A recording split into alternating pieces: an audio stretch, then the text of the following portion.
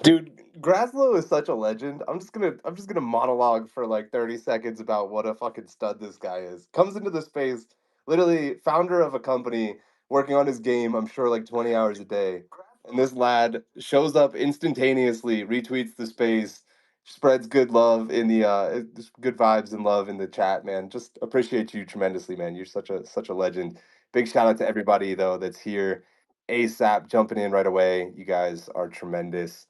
I'm gonna try to not get too distracted while I bring up a bunch of different people. But oh man, another gamified number 67. The numbers are just flying by. Absolutely incredible that you guys keep showing up week after week. Appreciate you.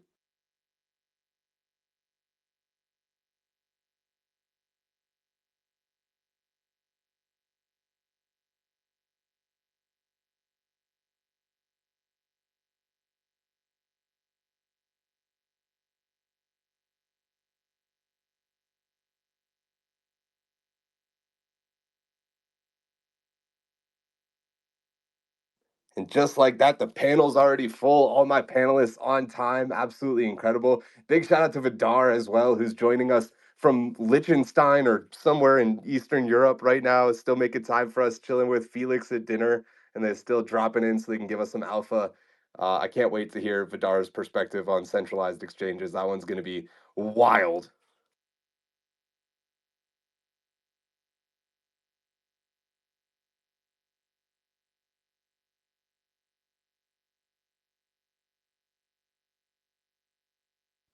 Am I alone? Why is nobody else talking? Jerry, can you make a baseball reference so I can know that my microphone is working, for fuck's sake?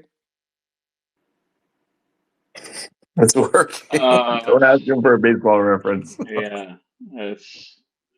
I don't have one for you. I wasn't prepped, Sam. I'm sorry. I feel like Mike Trout, and I'm just letting you down with injury. I don't know. That one perpetually sucked. perpetually not in the playoffs. Yeah, there you go. Man, you were asking for a home run out of the bench hitter here, but he struck out for a Yeah, fucking 3 out. Like Okay, okay. I went to baseball last night. It's pretty clear that we all work in gaming right now based on these fucking references. Let's just stick to what we know. Sir, I'll have you know that I have a long history in sporting goods and worked closely with the Giants on infield activations. So yeah, that's dope. Remember when the Angels fucking waxed them in the 2002 World Series? shut up, Jerry. That's the panel I know and love. Appreciate you guys giving me life. Let's jump in with some introductions. And just so you guys know, the centralized exchanges stuff is going to be in the second half of the show. Just in case it goes long, I like moving that stuff a little bit later. But a lot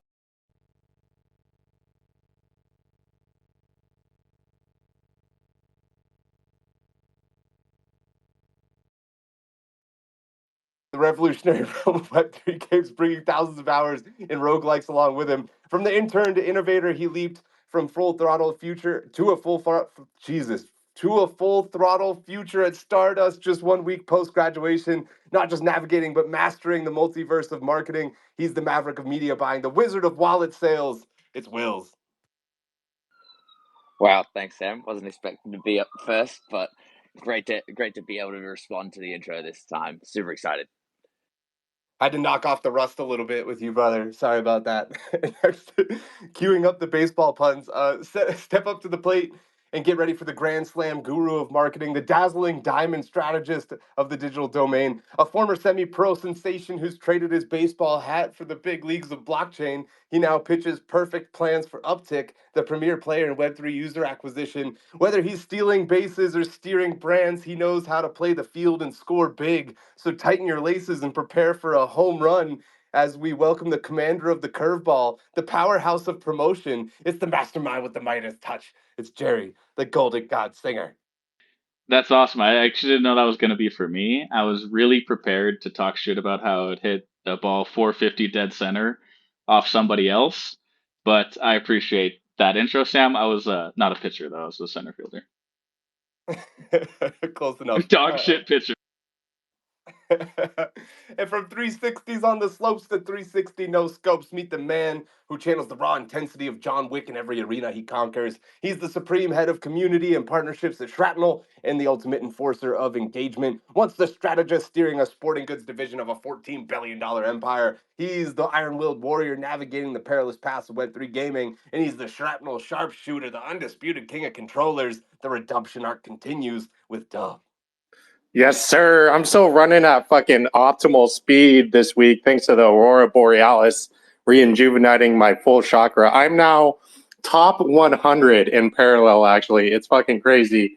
Koji, don't fix the game. Leave it where it's at. Keep the player base where it's at, because otherwise, I'm not going to be as happy next week. So fucking enjoying it. We just launched something really great with Moku.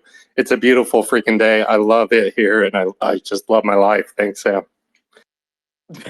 Dub, I just want Dub to wake me up in the morning with that energy, dude. I'm pretty sure you invented a new word with rejuvenating as well. I wish I saw that Aurora Borealis just so I could experience the rejuvenation for myself, dude. Proud of you, excited for you, and can't wait to jump into the topics today. But first, raining down from the cutthroat corridors of corporate power and risking it all with a roll of the dice. This is a man who turned Macau into El Dorado of the East, boldly legalizing poker in a land that now outshines Las Vegas in splendor and stakes. His moves aren't just bold, they're revolutionary, challenging the status quo and saying what others only dare to think. From Team Liquid Advisory to Alibaba exits, he's now aiming his visionary sights on the frontier of Web3 gaming with my angry Yakuza girlfriend. Meet the man who's a daredevil of dialogue. It's the titan of taboo, the founder who can't be bought. It's Sinjin. Oh, thank you so much, Sam. Sorry for the echo. I'm smoking in the washroom. I quit vaping, so don't tell my wife. I quit vaping, so I'm instead smoking a cigarette indoors. Amazing, dude. Best of luck with that. I hope she doesn't find out. I'm pulling for you, brother. Up next, ascending from the apex of EA games and arriving at Avalanche armed with an arsenal of achievements and acumen that's acute. It now anchors the most technologically advanced blockchain arena for the gaming on the globe. He's not just at the helm, he's harnessing the horsepower of hyper modern technology and redefining the realms of virtuality. With a chilling charisma and a blizzard of bold ideas, he's mastered the art of navigating icy terrains of digital disruption. He's the frosty force behind Avalanche's meteoric rise, ensuring that every innovation is as crisp as Arctic air. He's the architect of the Arctic, representing Avalanche. It's Ed Chang. Good afternoon, everyone. It's great to be here. It's a beautiful day in the Bay Area, and funny enough, I am actually going to the Giants-Dodgers game today. Maybe I should ask Shohei Ohtani who I should bet on. Nice. That fucking Schrader. Oh my God, Jerry, the Angels fan in shambles. Godspeed. God bless. Good luck. Good luck with everything, brother. Good luck with everything. Have a great time, Ed. Thanks for making time for us, brother. And next, veering into view is the venerable virtuoso of the virtual, the vanguard in the vast valleys of venture valor. Veiled in the vestments of a visionary, he vanquishes the vapid, vividly venturing through the veritable vistas of Muir and Yore. This vigilant voyager venerates the virtues of versatility, not merely a vicar of the virtual, but a verifiable wizard and waifu maxi of wondrous wisdom, a god gamer garbed in the glory of game-changing gambits. Behold the visionary, the vanguard vanquishing the void. It's Vidar. Hello, hello, hello. But you did not give an intro for Felix because Felix is actually 1 foot away from me. Felix Norden. Say hi, Felix. Hi. Okay, so this is a 2-on-1. You get a 2-for-1 special tonight. So I hope you guys can hear me because I'm in the middle of an alley in Rome and my signal's all over the place, but you'll be able to hear me, hopefully. I hope. This is what Elon is making us resort to. He won't give us more panelist spots, so we literally have to meet in Rome so that we can fit more people on this panel. It's great to have you, Felix. Thanks so much for joining us, brother. Appreciate that. And up next, he's the master mason of the meta, hailing as the co-founder of the Web3 Game of the Year in 2023. After building parallel universes of possibilities, this colonizer isn't content with 2 leading titles, so he's crafting a third with a guitar pick in his pocket and a seed phrase in his safe. He's the pioneer at the forefront of the frontier in gaming and governance. Welcome to the panel, the blockchain bard, the prince of parallel. It's Koji. Hey, how's it going? Yeah, thanks for having me. I kind of wish I was smoking in the bathroom right now. I really want a cigarette. Wow, I can't believe you're not going to point out that I called you a colonizer. That whole intro is just so I could call you a colonizer. I Not like, ignored it. I ignored oh. it. I don't want to engage with that sort of rhetoric. I mean, it makes sense. He's from Toronto, like that colonizer Drake. Wow.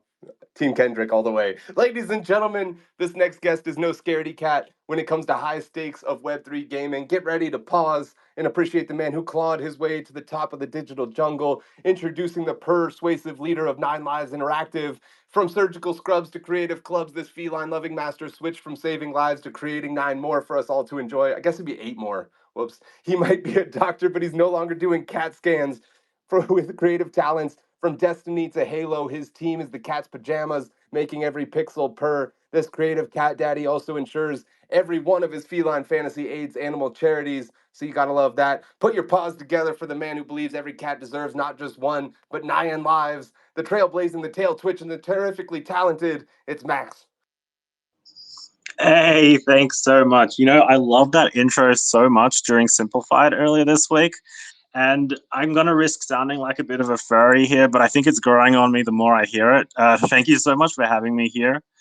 Funny story earlier, actually. We announced our token launch earlier today, and literally after we announced it, Bitcoin started to pump. So I think you guys can all thank us later for bringing back the bull market.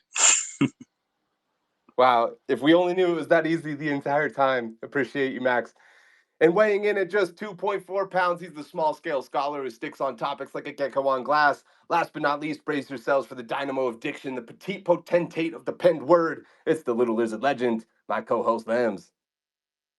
GM, everyone. Man, I think that Max intro was probably the top one on the panel. Like the amount of cat puns in there, like GG, well played, son.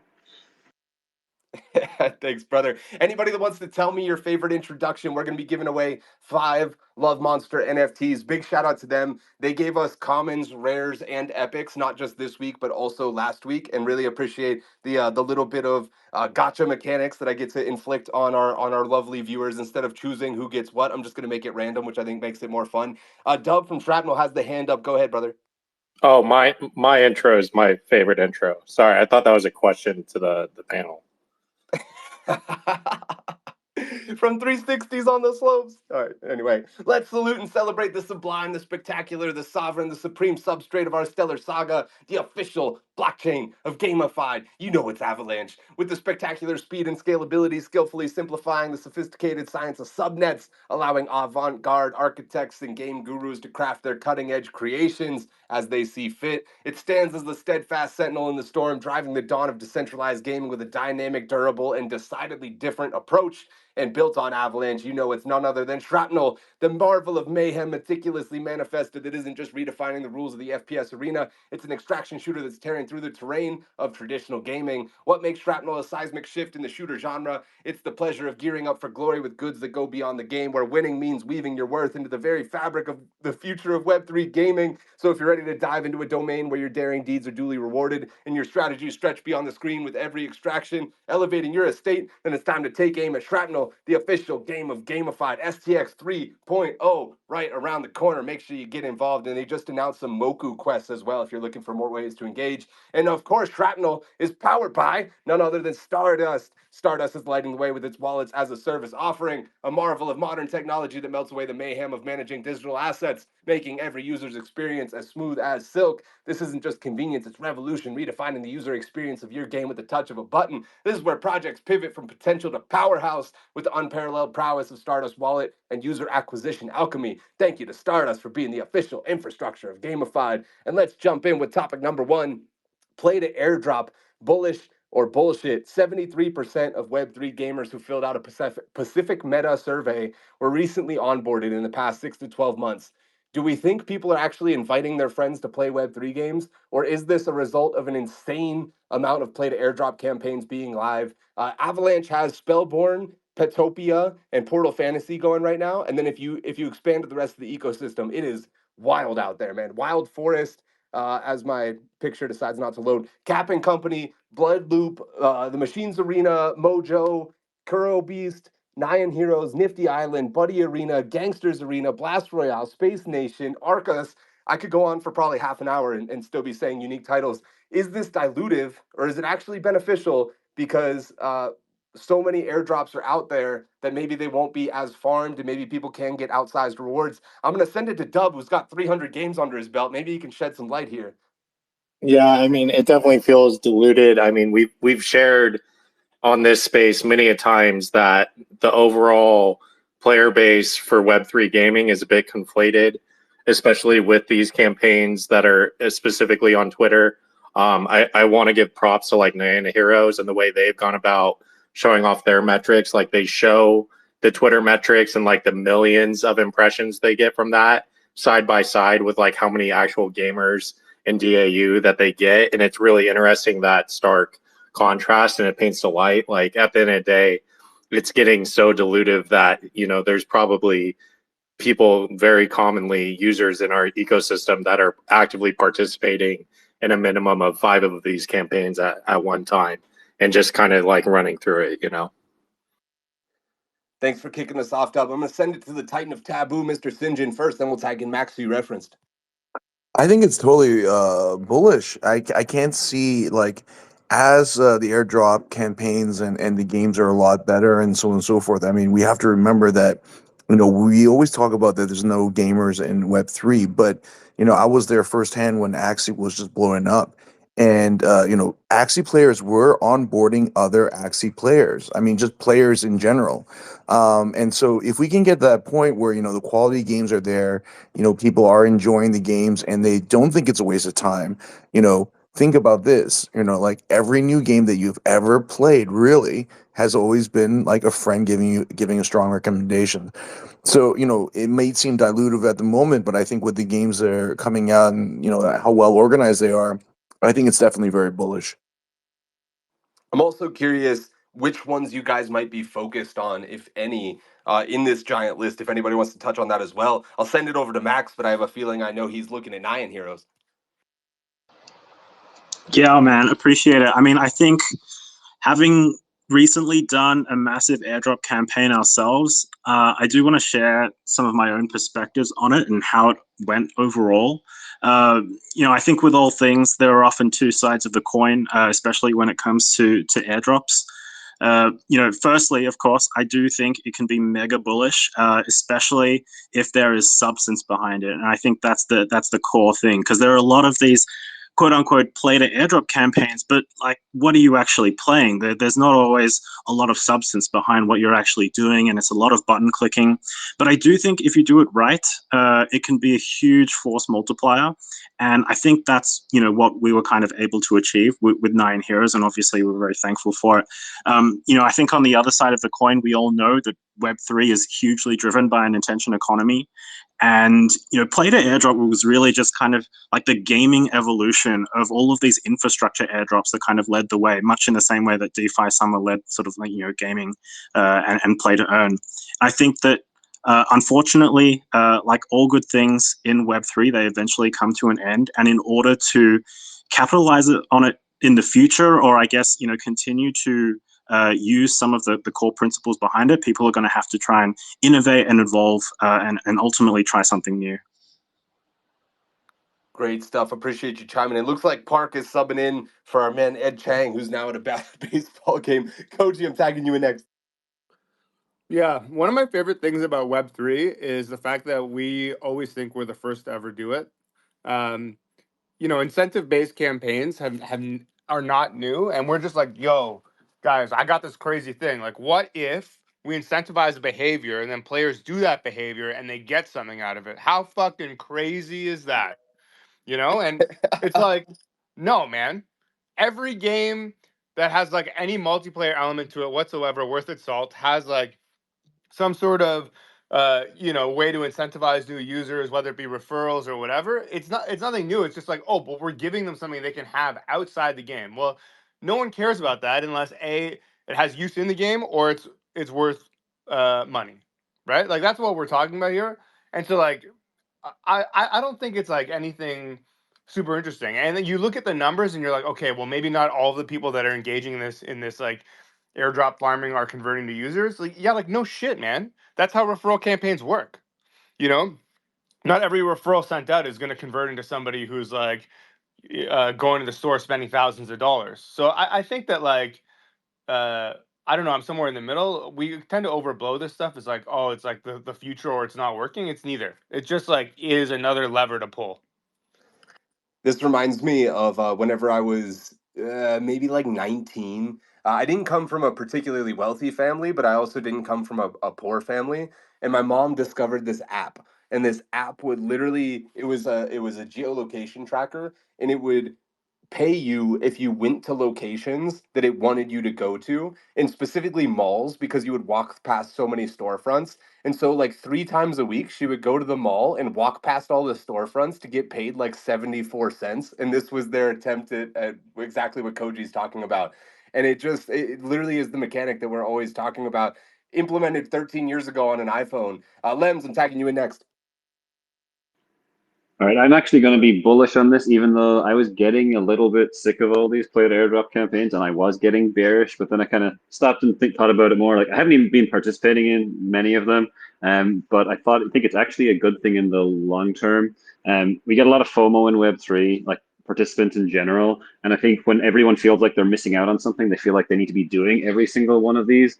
But really, we don't. We all don't need to be playing every single one of these games. We can actually look for the games that we like to play. And that's why I think having too many of them is actually bullish, because it forces people to pick and choose.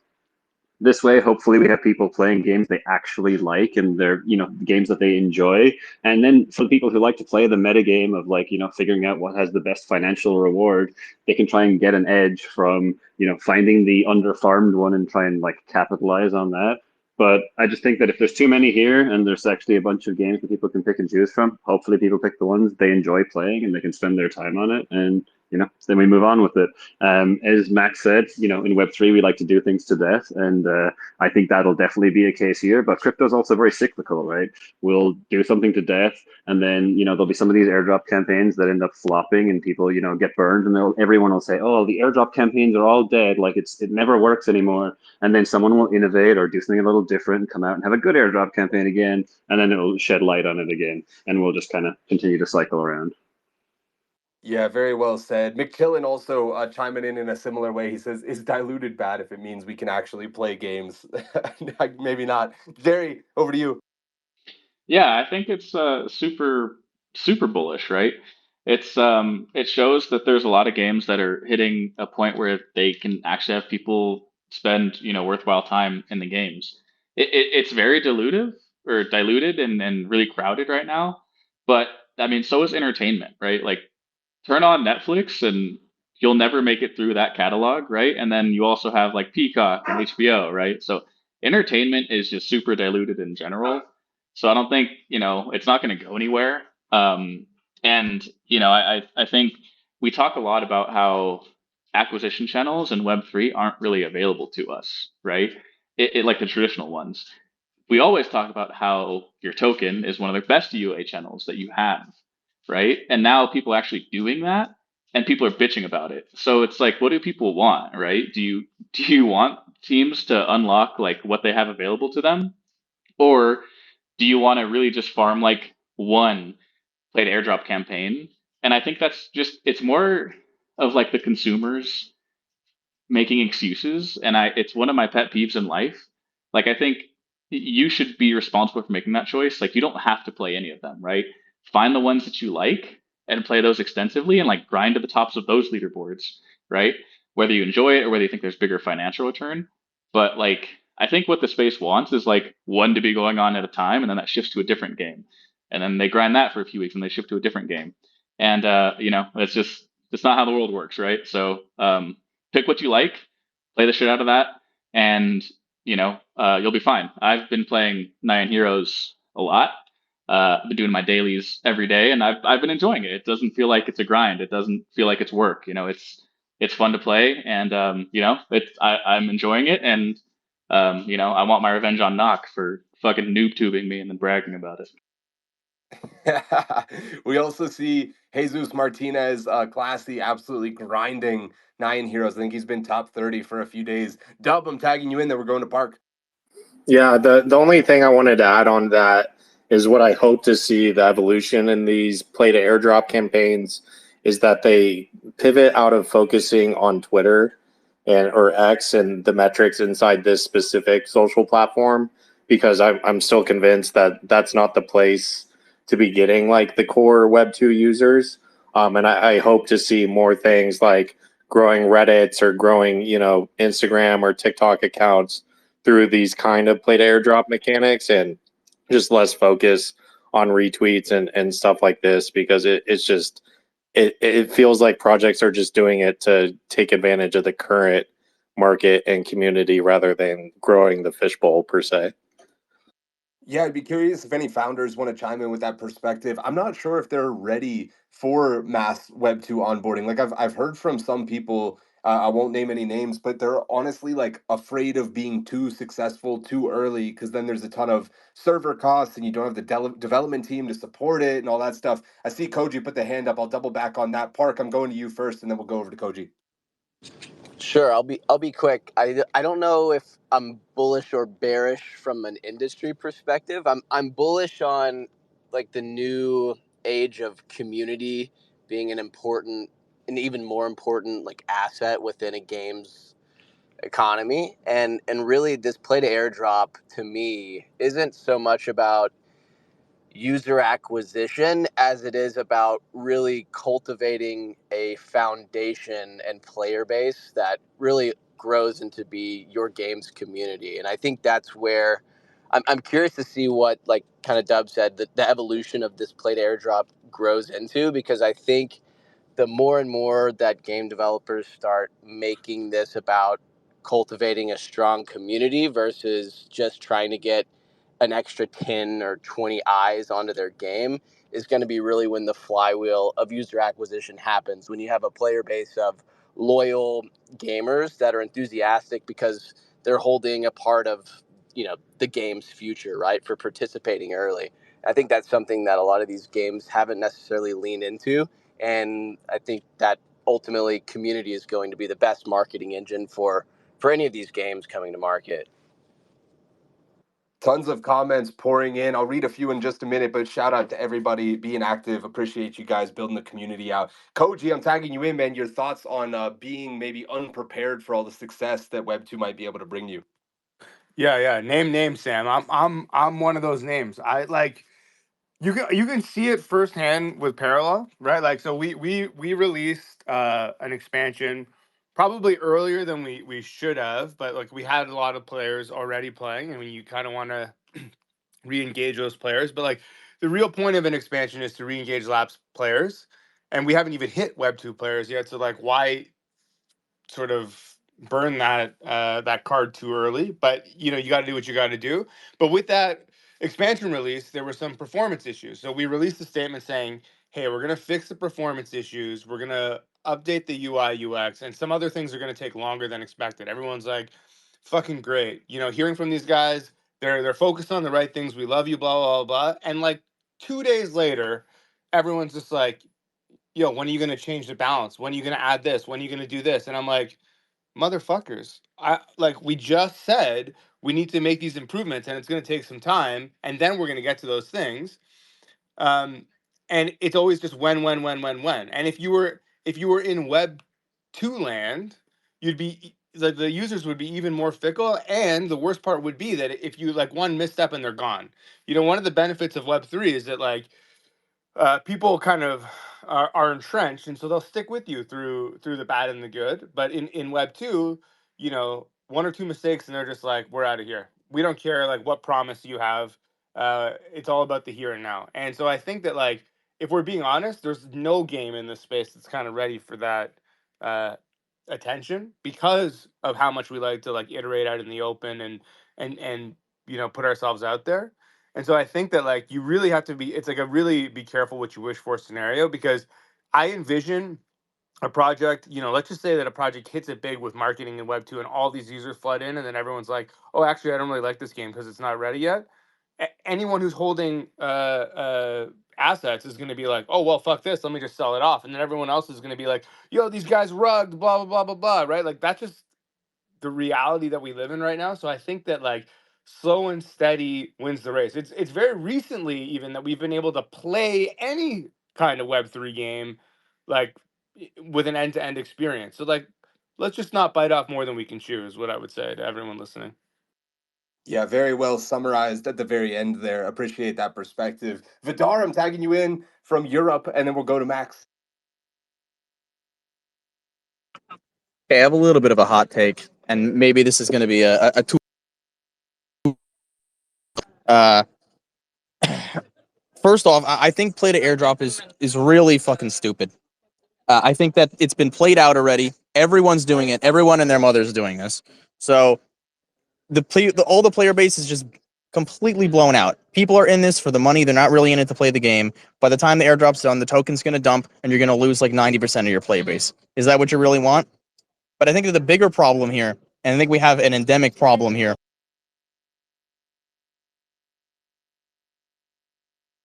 Did he rug for everybody else? Yes. The problem was so bad he couldn't even say it. And if that wasn't true, we would have a bunch of people. We would have a bunch of people playing the Web3 game. If that wasn't true, if your game was better than the one that's in Web2, they'd be playing your game, not the Web2 game. And that's why almost everyone is focused on marketing. Hey, how do I market my game? How do I push my game out so more people can see it? Well, if your game was really If your Somehow, game was really good, it would have succeeded, is what he said. yeah, even 50% of Vidar is still about the token powerful. because they're Web3. Anyways, I'll let Felix say what he's got to say on it.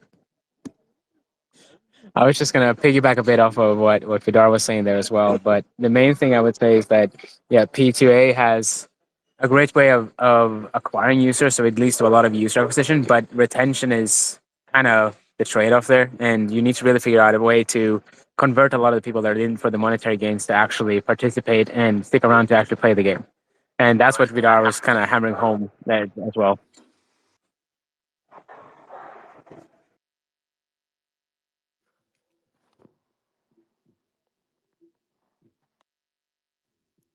Max, do you hear me? Yo, sorry, am I the one rugging this time? No, I Sam, Sam I couldn't think hear cut you out for a either. second. Yeah. Can you hear me? You're good, Max. Oh, sweet. Yeah, I wasn't gonna touch on the P2A thing again. I was just gonna touch on the sort of the worry about getting too big too early for things like Web 2, because we actually had this problem internally at Nyan because we had a lot of people advising me not to market to Web 2 creators with our pre-alpha launch. And I kind of maybe ignorantly or naively just did it anyway. I think ultimately it's up to the team or the founder or their advisors to have some good insight as to, well, what is the realistic stage of their game, you know, what kind of state is it in, and to use that as a gauge on whether they actually think, you know, traditional gamers will give it a pass, give it a go, or will they'll just completely dunk on it.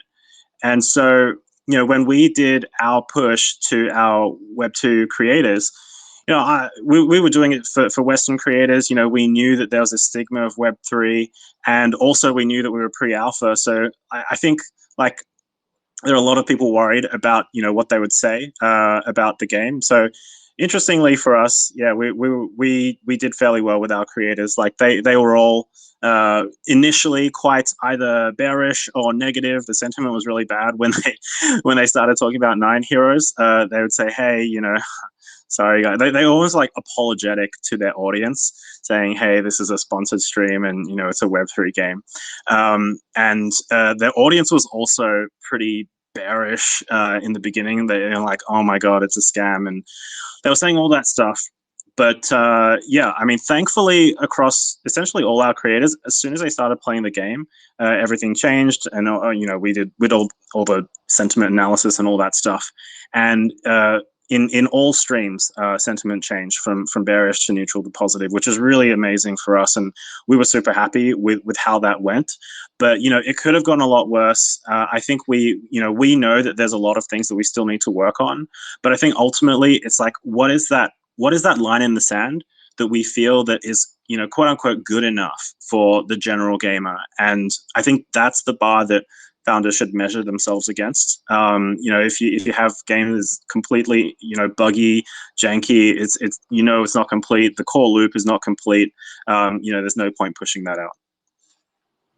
Great stuff. Amazing to get the founder's perspective. Couple of quick comments. Calbear says P2A can actually have a chilling effect. Basically, if you're not early, why bother? I actually can confirm I feel this way about Pixels. It's really hard for me to get into it now that I know a million people have been farming it, or a million wallets anyway. And then Lems actually jumps in the comments as well, says P2A is an acquisition tool, but if you have no plan to follow up, for sure. Otherwise, dead in the water. I think there's some missing context from the previous comments as well. Sinjin, I'm tagging you in, brother.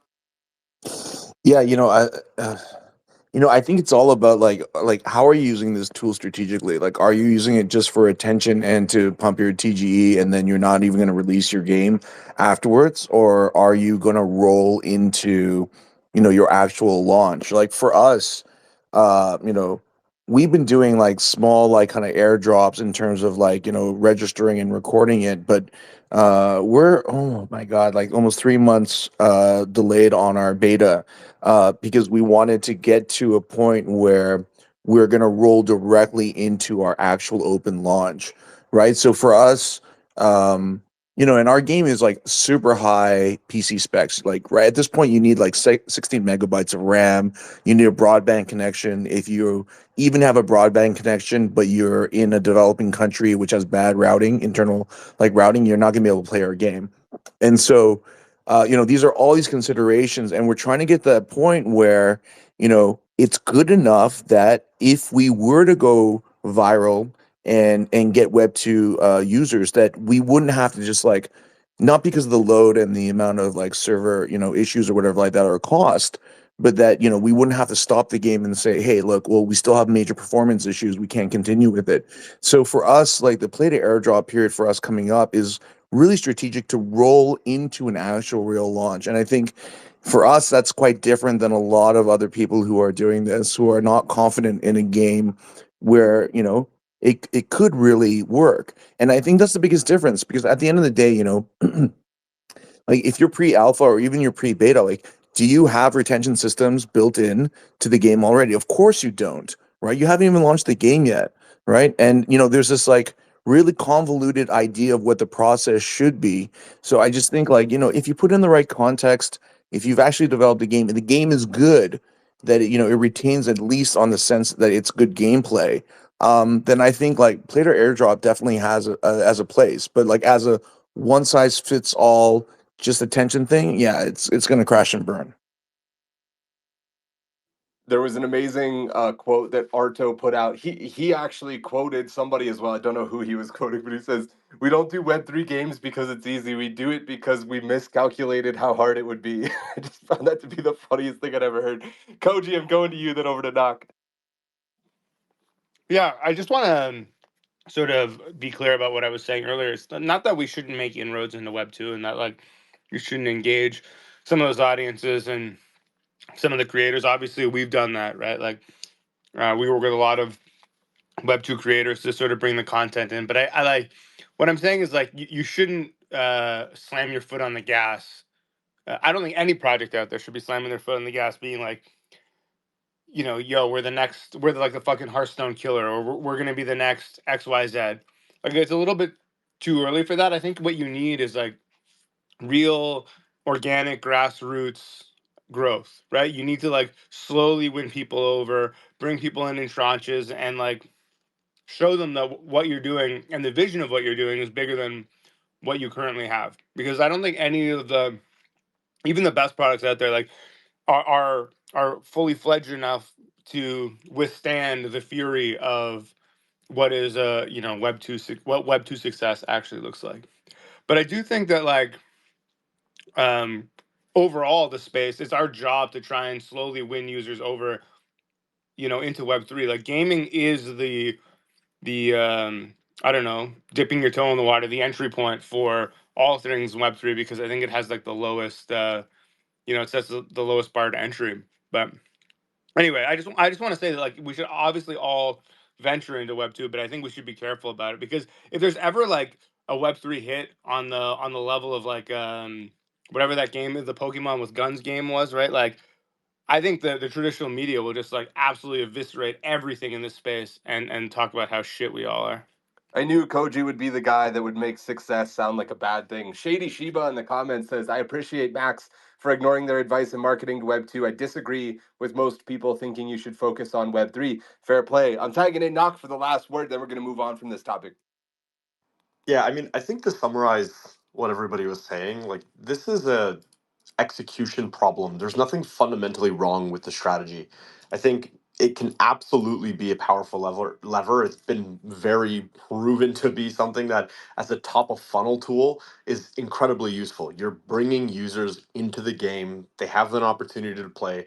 They get a sense for whether or not they like that game. And oftentimes what happens is the game is just not far along enough in the process for that type of activation to make sense. You don't want to just market or acquire users for the sake of acquiring users. You want to ensure that you're at a stage that this actually makes sense before you start pulling these levers because you can only pull them once.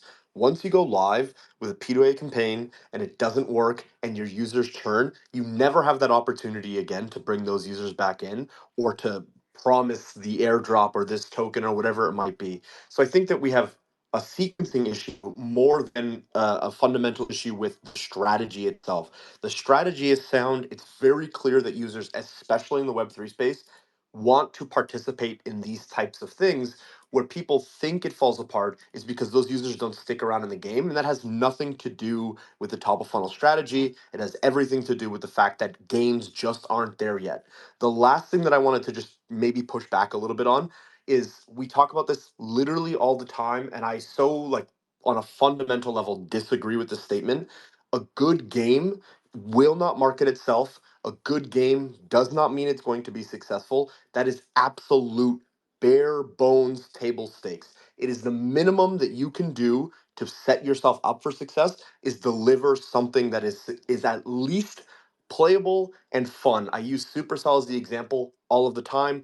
Their last global release was in 2017. It was Brawl Stars. Koji and I were just chatting about this the other night. Since 2017, they have killed 9 different games that were all really fucking good games. Clash Mini, especially, is one that I'm really heard about that is no longer available. But they've killed more good games than people are delivering in the space. Good games is table stakes. Just as a quick side note, it's not a build a good game and people will play it. That's bullshit. Good games die all the time.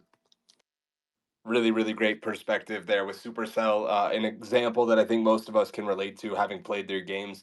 Old Greg in the comments says Pirate Nation is a great example, having done play to airdrop right with their booty campaign rewards, playing their actually fun and playable game combined with their unique, although sometimes annoying, Discord outreach blitz has resulted in new all-time highs across all of their metrics. I'm going to give old Greg one of those Love Monster NFTs. Congrats, old Greg. Icy in the comments says, I love how Koji brings us back to earth each week. There's nothing new under the sun. Good perspective to maintain. Justin Lucas also says gaming has been doing some form of this for decades, from swag giveaways at your local game store to pre-ordering. It's the exact same concept. I don't know if I call it the exact same concept, but I do see the similarities there. We're going to move on to the next topic, which is, oh, sorry, real quick. I want to give the one for telling me your favorite intro. That's going to go to Jaxie, the Love Monster NFT. Let me see if I can find that comment.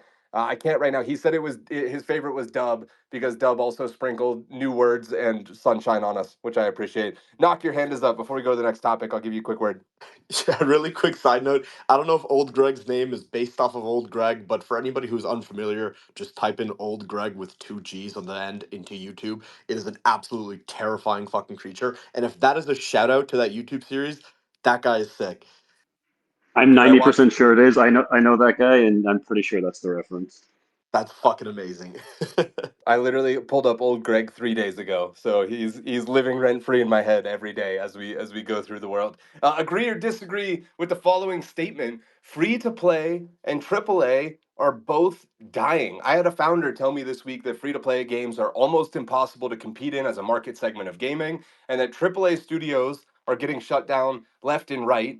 But AA and indie is thriving, looking at recent successes like Power World and Helldivers 2. I'm curious if this is consensus or this is just an outlandish anecdote that I heard from a guy. Koji, I'll tag you in first.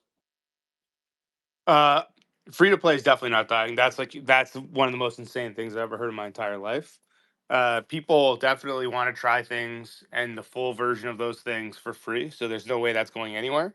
Whether or not AAA is dying, I think that like maybe the statement that the amount and the expediency at which AAA games are being released has been decreased. That's probably true, but also not dying. It's like, okay, they're making less Marvel movies now, so cinema's dead. Like, no, there's still going to be movies to go see in theaters. They're just going to be less, you know. And but there will always be eventized releases, you know, like we'll always have that moment where everyone's fucking playing Elden Ring or doing whatever. But I do think, and we've talked a lot about this on the panel, that you know for a long time it was like either look at this crazy new technology, or look at these insane graphics that are winning the day, and I think that this sentiment is coming about because of things like Hades 2 and Helldivers and whatever. And people are realizing, like, oh shit, you know, like a game doesn't have to be max specs bleeding edge for it to be fucking amazing. It just has to be fucking amazing. And to Knox's point, marketed correctly, because that's table stakes. But like, you know, it really fundamentally things are shifting from uh the highest end PC shit to like just the most fun stuff. And I also think part of that has to do with like we're not really pushing the envelope anymore. The difference between a 4080 and a 5080 or a 3080 or whatever is like marginal. You know, we're getting into like audiophile territory where you can spend $10,000 on an audio rig and it sounds like 1% better than your $1,000 setup. So I don't know. I don't think it's dying. I just think it's slowing down. To draw a little bit more disparity between those two different categories because they're so different, I think free to play less dying and more that it's becoming impossible to compete in that segment unless you have a massive marketing budget to get to the point of a free to play game actually working. Whereas being a double A indie title, maybe you can get like $15 for it instead of competing on the high ends like you're talking about. So maybe to move the discussion in that direction. Shrapnel's Dub had the hand up next. Yeah, fully agree with what Koji said. And for like, I've seen a lot on the industry side that of AAA studios just struggling, and at the end of the day, they're just struggling. It's not that they're dying, and just because indie and all that is thriving doesn't mean that this is dying as well. But on the free to play stuff, I was actually at a baseball game last night by a company that was trying to reach out to as many games as they could to pitch their product, and they bought a suite and did this whole thing. And I sat next to a guy who's in mobile and mobile free to play, and he basically showed me the app store. He's like, yeah, just search solitaire, and he pointed at 5 to 6 different free to play versions of solitaire. He's like, yeah, that's all me, and they're making me millions because, you know, I just pay for this much marketing and that guarantees me this much spend from those guys. And like, if some dude can just be spurning out copies of solitaire, that means to me that there's definitely a you can compete in that market, and it's just to dominate that market is a very tall task, and there's a lot for anyone to just do whatever they want there. Just a quick reminder, guys, in about 10 or 15 minutes, we're going to move to the centralized exchanges topic. And I know it's a very heady one. So if people want to check out the pinned tweet, you can get some more context on what the hell it is we're going to be talking about. A lot of quotes, a lot of opinions in there if you want to read while you also listen to this. Jerry, I'm going to tag you in, then we'll go to Knock.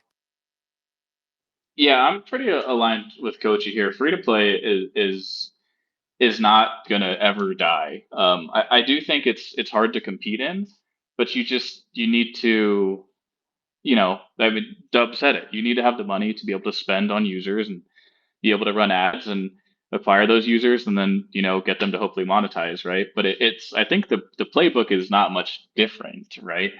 So I don't think free to play is going anywhere.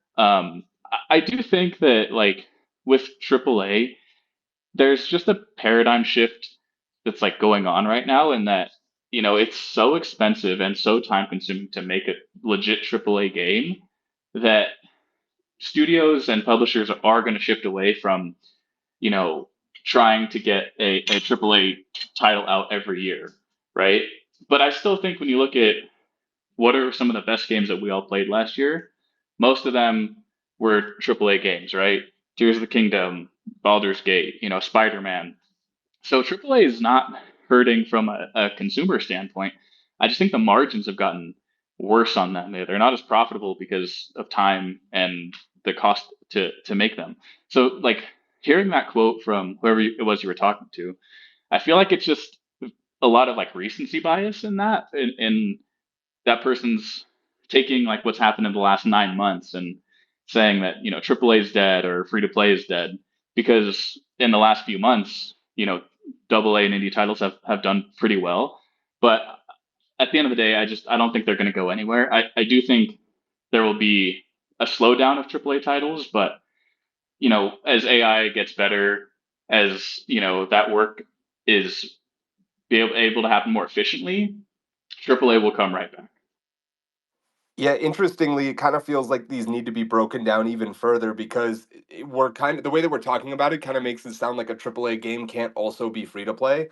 And I think more often than not, a lot of AAA games are going free to play and kind of starting that way. Maybe not more often than not, but like the every AAA game is 60 or 70 or $80 is kind of dead. And now a lot of AAA games do release as free to play and just have aggressive monetization tactics. Knock, I'm tagging you in, then we'll go to Sinjin. Yeah, I mean, I think that there's two distinct problems here, right? On the free to play side, it's not that it's dead, it's just gotten harder to compete because there have been a bunch of giants who figured it out. Supercell and King are two of the, no pun intended, kings of this, right? When it comes to free to play mobile games specifically, it becomes more expensive to market the games, it becomes more expensive to acquire users. You have to have a really sticky core gameplay loop. You need to have pretty aggressive monetization. It's difficult to do on a smaller budget, but that doesn't mean that you can't be successful. There are plenty of teams that have had some success finding, somewhere between $5 and $10 million a month games, which some success is relative to what the best of the best are doing in free to play. It's just more expensive and a little trickier to get involved in free to play, but that is because it's very much alive and there are so many people playing in the game. So free to play definitely not dead.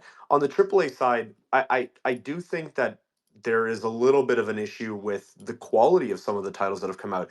Jerry mentioned, some of the really good ones that have come out recently, but a lot of the games, like whatever the fucking DC game that just launched, that was like a $230 million budget or some shit that literally nobody on this panel is even reacting to because they don't know it exists. It launched last year. Nobody played it because the game was shit. They didn't market it well. I think that AAA is having an issue when it comes to the cost of a user switching over to that particular game and playing that title. It's a time commitment issue. If you look at some of the top played games, they're all games that have been alive for most of the last decade, with the exception of like one or two recently. And Elden Ring is one that stands out as a AAA title that's doing exceptionally well. And it's really only because Kai Cenat is getting his ass kicked by literally every boss to hundreds of thousands of people every single day on Twitch.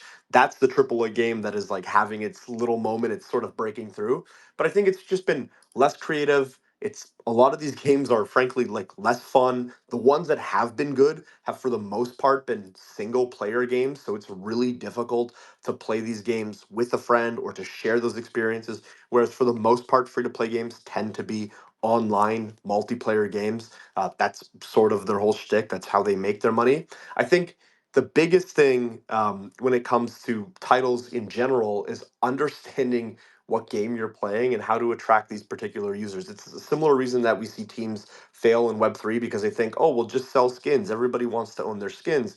What they don't understand is that there's a fundamental like mass of users that is required for a free to play title to be successful from like a monetization perspective. You can't just make a decent game free, slam a skin on and say, hey, that's how we're going to monetize. And I think that's where a lot of teams get lazy. And on the flip side, you can't just make a game that is a standalone title that is meant to be played by yourself, throw a $90 price tag on it, say we're a AAA game, and expect users to want to play that thing. Gaming will continue to be more competitive because there are more really good games. Old games are really fucking good, and people still want to play those games that they've been playing for the last 10 years because they've been playing them for the last 10 years. And you have more competition from just general media in general. I think you're going to see gaming get harder at every stage. I don't think this is unique to just free to play or AAA. Indie teams are struggling. When you have indie games like fucking Cult of the Lamb or Hades coming out every couple of years, you're going to have a hard time breaking through. You just really need to understand what lane you're playing in, how to market those to those specific users, and then find monetization paths that make sense based on the first two. I think teams are just getting maybe a little overwhelmed with the decision making process, but I don't think this is anything new, and I think it's probably going to continue for all genres of games. Gonna keep working our way through the hands, and then we'll move on to the next subject. Sinjin, tagging you in, brother. Yeah, I agree with everything most of the panel has said, but really with what Nock has said in terms of, I'm not agreeing with everyone actually. Like like when it comes down to like how competitive things are coming, right? Like speaking as a gaming executive, then it comes down to actually one thing we're not really talking about is profitability, right? And expectations, right? So with the free to play mobile games specifically, right? Like the expectations that they're going to generate this much profit for this much investment. And if you have to put in, 100 million or 300 million and you're only going to get X amount out because the competition has increased, then why would you risk that much to put on an original, free to play mobile game when maybe you can see there are some clones that you can put out for much cheaper, or there are firms that are overseas that are very good at just cloning and making a business model out of that. And for them, the profitability at whatever 50 million, 100 million is more than enough. But for major studios who are having, a lot of R&D and a lot of development time, it's just not. And then you have to come back to that and think about like for AAA games and PC games specifically, right? It's a hit game industry, right? It's a hit game, like market. And so like at certain points, like people try to figure out what is the formula that's going to just make a lot of money. And for a while, it was Marvel and these kind of franchise games, movies, where they're going to make all this money, and it's okay to spend this much budget because the profitability is going to be there. And then eventually, as the market kind of changes, the market taste kind of changes as well.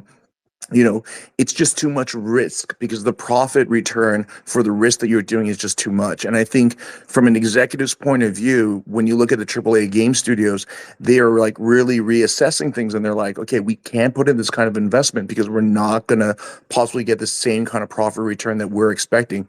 And even if it is somewhat profitable, it's not profitable enough for the time that we're spending. It doesn't move the needle in terms of our own revenues. And so like you have to kind of equate and not forget, at least for the AAA studios, it's a hit game industry, and then also really like the competitiveness and expectations on profits.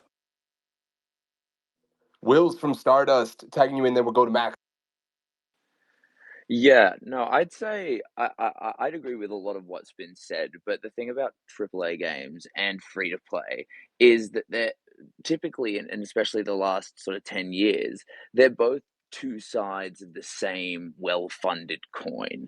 AAA is an easy pitch. Free to play with strong monetization is an easy pitch.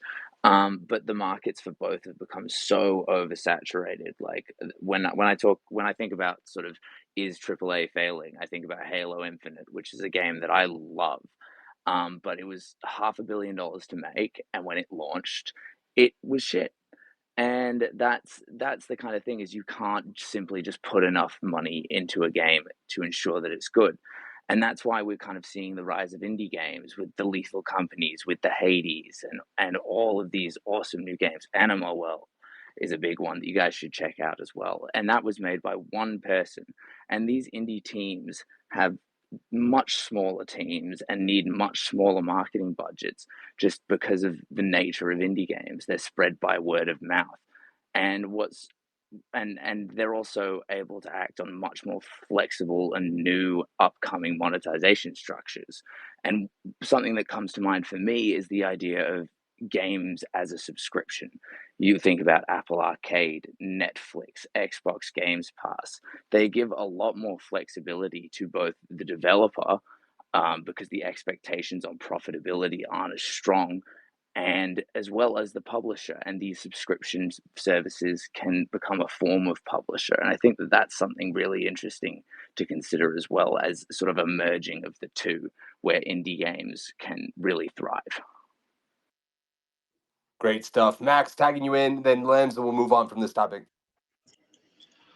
Yeah, I'm not going to comment on free to play argument, but I want to focus on the AAA games, whether they're dying or not, because as the creative director for Nine Heroes, I have a bit of a bias. And ultimately, I feel like it's just because a lot of AAA games these days are not connecting with gamers anymore. Like, I feel pretty strongly about this. So, sentiment, I think, is definitely dying. And where there's smoke, there is usually fire. I do think there is something fundamentally wrong with AAA publishers specifically. And we do see players these days using their wallets to make a stand. I think AAA publishing specifically is becoming way too corporate. There are overarching agendas of large corporations, big publishers, which is actually the real problem. There is increasingly more red tape applied to shipping a cool new title. And then you have all this random stuff like political agendas, DEI, woke culture, things that don't fundamentally belong in games are finding their way into these games. And these game developers and creative directors are becoming creatively shackled because they're scared of the backlash of doing something truly creative and original, which is actually why there are so many flops these days in AAA, because it's been watered down so much into slop. Like someone talked about the DC game. There is no narrative, there is no lore, the characters are completely lifeless, they're completely disconnected from regular gamers because ultimately these developers are like listening to the advice of the outspoken minority, these people who have no social skills whatsoever.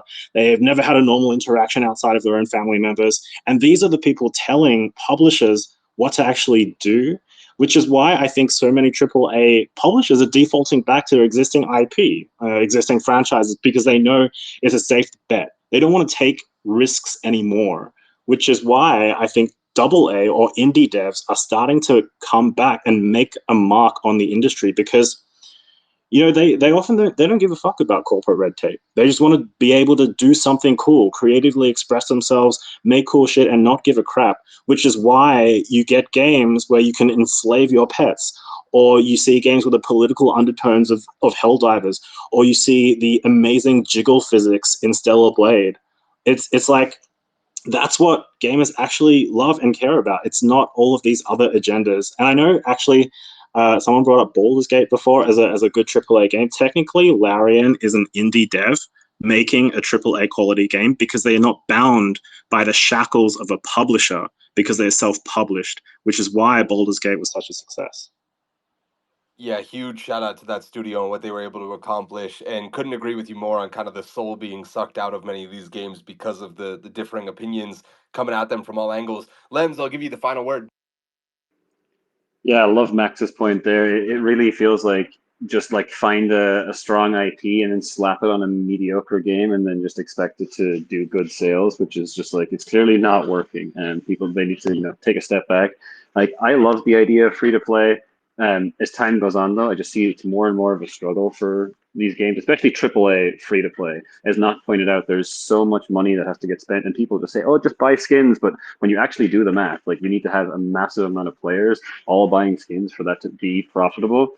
I think the difference is kind of triple A and more like single player titles. Like that's what kind of Jerry alluded to. Some of the big titles from last year that were triple A, they're games that you have an upfront cost and you're actually buying the game versus a free to play. And that's I think where the challenge is. The triple A free to play games are so expensive to make, and then they need to monetize them so hard to actually make it profitable. And that's why I'm just really bullish on indie teams and smaller teams finding unique things, just like Power, Pokemon with guns, right? And we sell Helldivers too. So I think we'll hopefully see more of a trend of that. I still think we'll still see quality AAA games, maybe more on the single player side, because I think we talked about a few weeks ago, AAA or free to play games and the multiplayer ones. The top 10 are like 7 years old as the average lifespan. It's harder and harder to break into those multiplayer ones, but AAA single player, I don't think is going to go away. But isn't Web3 just mediocre games with a mediocre IP and expecting people to play? But money, Koji. But you just put a token in there. Come on, we figured that out already. You're right. Sorry. Wow. This is why Koji shouldn't be advising your games. Clearly, he doesn't understand what we're all here for. So, no, stick with us through the ad break real quick. We're going to move on to the thread about centralized exchanges, a lot to dig into. And I'm going to give the next Love Monster NFT to somebody who retweets us. I'm going to do it in about 5 minutes. So get those retweets in while you can. Of course, Love Monster available on the App Store and also on AVAX. So big shout out to them. Branching out in a groundbreaking leap, Avalanche is bringing the beloved game MapleStory into the leafy groves of Web3, promising to plant its cherished saga in the fertile soil of Web3 technology. And as our sponsor, they're proudly proclaimed as the official blockchain of gamified. Perched at the peak of innovation, Avalanche's subnet stand as mighty oaks in the forest of technology, enabling creators to craft and cultivate environments with unmatched precision and autonomy. And built on Avalanche is none other than Shrapnel. Ladies and gentlemen, target your attention on the Titan of Tactics, the detonator of digital domination. Shrapnel, starting May 23rd for a pulse-pounding 72 hours, you can dive into the sacrifice zone where you can collect skin fragments and forge your firepower into fearsome weapon skins. Trade those fragments and weapon skins on the marketplace where strategy meets supply and demand, detonates deals, and complete critical missions for explosive rewards in Shrap and weapon skins. And for those elite operator holders, a bonus barrage of Shrap awaits, boosting your battlefield bounty. Lock, load, and launch into the fray with Shrapnel, our sponsor in the official game of Gamified. And fasten your seatbelts for a celestial voyage with Stardust, the interstellar infrastructure of Gamified. This cosmic conduit isn't just a tool, it's a galaxy of genius, a white label warp drive, weaving the straightforward simplicity of Web 2 with the star-studded sophistication of Web 3. Navigate the nebula with over 150 chains, harnessing the power of every single EVM, including Avalanche. Stardust operates as the supreme starship steward of your in-game gold and the galactic guardian of your gamers' gains. So big thanks to our sponsor Stardust for being the official infrastructure of Gamified. I'll grab that retweeter real quick who's going to win the Love Monster NFT in just a second. But first, let's introduce the next topic, Sam's Sex Talk. I'm sorry, I couldn't think of a better title for the segment than that. I released a thread yesterday with a collection of quotes and anecdotes from founders related to their experience with centralized exchanges like Bybit, Binance, KuCoin, and others. None of this is specific necessarily to a specific tier one exchange, unless I say like somebody said this about Binance. But if you guys haven't read it, I'm going to give just a couple of quick quotes and overviews so people understand sort of the context of the discussion here. They often ask you to provide a legal opinion from a law firm, which states your token is not a security, which is nearly impossible to get in some jurisdictions like the US, was a quote that somebody gave to me. They also said fees have multiplied in the last 6 months. Tier one exchanges used to charge like 50 grand to get listed. Now they're asking for $200,000 to $300,000 to get listed. And the way that exchanges ask money, I was told by several different people, is quite interesting, quote unquote. If they want $200,000, they ask you for $200,000 equivalent paid in tokens. And then once you kind of get through some of the onboarding process, they'll say, well, we want those tokens not at the fair market value that we believe is going to be launched at. We actually want those tokens at like 10 cents instead of a dollar, which is essentially like them getting $2 million instead of $200,000. So we're going to kick off with a little bit of an open forum. I know this thread was anonymous for the purpose of people really not being able to talk about this, but maybe we can talk about reactions to this discussion that was listed out to these anonymous opinions. My question for the panel, open forum, what's your takeaway from this thread? Did it ring true? Is there anything you would add to it, take away from it? I've had some people approach me after the fact and say, hey, this hasn't been my experience specifically with Coinbase. And I did want to clarify, not a single one of the comments in the entire thread was told to me about Coinbase. And I should have put that in there of like, they seem to be kind of on a planet of their own. So congratulations to them for not being in the mud with the rest of them. Everybody else seemed like fair game as far as the founders' perspectives that I was getting. I'm going to send it to Lems to kind of kick us off in the right direction. Then we'll tag in Sinjin. First, I just want to say, Sam, like shout out to you for having the idea to put this thread together, and also all the founders who like took the time to send you these messages and trust you that you would maintain the anonymity and like share some of this, because I had heard some of it. Like I'm dealing with us trying to get our like token listed before we launch, and I've heard some of these. I've dealt with some of the personal experience. But like to the length that everything is in there with so many different quotes from so many different experiences, just like it was really, really enlightening and pulled the curtain back where I think most people in the industry have no idea what actually happens. And everyone's just like, you know, when Binance, when centralized exchange listing, because everyone just wants the token to pump, but just getting a lot more nuance and context. It's really enlightening and just educational. So yeah, just wanted to say shout out to you and shout out to all the founders for actually having the trust to submit all the info. Yeah, I really wish that I could maintain anonymity and also give credit and shout out to those founders, but unfortunately, all I can do is DM them and say thank you so much for trusting me the way that you just mentioned, Lems.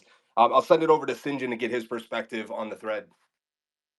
Yeah, I just like to say that I, Sinjin Jung, developer of Meiji, My Angry Yakuza Girlfriend, that Binance, if you're listening, I love you guys so much. And whatever you need from me in my game, I'm going to do it for you guys because I think you guys are just the most fantastic company on the planet. And I just want to be very clear on the record about that. And to all the other founders and everyone else commenting on the thread and stuff, I do that, routinely when I'm on WeChat. I always say, GG Ping, best president ever, just in case. But to be serious, you got to look into, um, like, why do exchanges have certain requirements, and a lot of it comes down to is that exchange business is super fucking competitive as well. And the number one thing is that they have their own set of whales and VIPs who they need to take care of. And so a lot of times with their token supply and stuff like that, like they need to keep these guys happy. They need to keep their own token, coin up there where, the guys who are holding it and getting discounts and getting access to pre-sales and stuff like that, they feel like they are making money on this. And so a lot of that stems from their own super competitive positioning in terms of them being a gatekeeper and so on and so forth. I mean, yeah, I mean, it definitely is. But on the flip side of that, and what we've always been saying here is that, if the game actually not just is good, right? Because good's not going to be good enough, but really is that 10x. Um, and we don't speak about that enough in the industry or on this space. Like, what really makes us a 10x? We talk about attention, we talk about getting above the noise, but as a product, we really don't talk about games really directly as that. And I think you know, at the end of the day, we have to be responsible for our own success. And, it just sucks and it's hard. And, maybe it's against the entire ethos of what we kind of feel we are trying to bring here with decentralization and stuff like that. But on the flip side as well, us playing the DGen, whatever game, it's just that there's another hurdle there to play. So, yeah. And I love you, Binance, if that wasn't clear. I also love Binance. If it wasn't clear from my thread and how many times I said maybe not so savory things about them, the retweeter that's going to win the Love Monster NFT is going to go to Mobius. Mobius, thanks so much for supporting the show and everybody dropping comments and stuff. I see you guys. Tremendous appreciation. If you have any additional thoughts on centralized exchanges, drop it in the comments. I'll read a few off. We're going to go to Knock and then I'll send it to Koji. Yeah, I mean, on one hand, I want to be like, okay, this ask is absolutely ridiculous and nobody should pay it. And on the other end, it's like, well, if so many people are paying it, there's obviously people who are seeing value here, and it's tricky to say that, it's not worth it for teams that think it's worth it.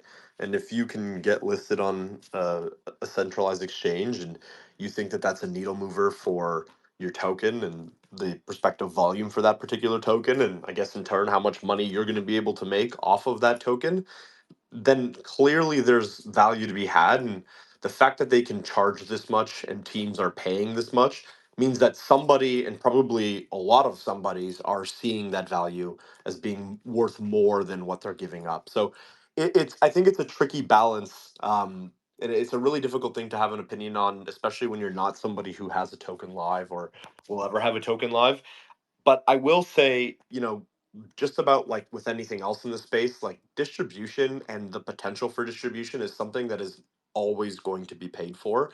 And if you have top of funnel distribution and you are one of the few people in the space or few players in the space who can point at something and see that something immediately increase in value, then you have a lot of say and a lot of power when it comes to fees and what you choose to charge and who you choose to work with and who you choose to list on your particular platform. So I think it's on surface level maybe a little egregious. I think once you dive into it a little bit, like obviously there's an appetite for this particular thing. And if there's an appetite, it means that for a significant portion of the people in the space who are launching tokens, getting on one of those top tier centralized exchanges is worth just about any price. They'll continue to pay that price. And once teams stop paying that price, then maybe a conversation about whether or not it's an egregious strategy is valid. But I think as long as people are paying and as long as plenty of people are paying, then I think it's something that should be paid that price, right? Like they hold the power, they have the distribution, they have direct line to consumers who are putting fiat into crypto. They have that front line of, I guess, defense or front line of attack, maybe, and they can charge what they want for it. And as long as teams are paying for it, I think it's a price that's worth paying paid.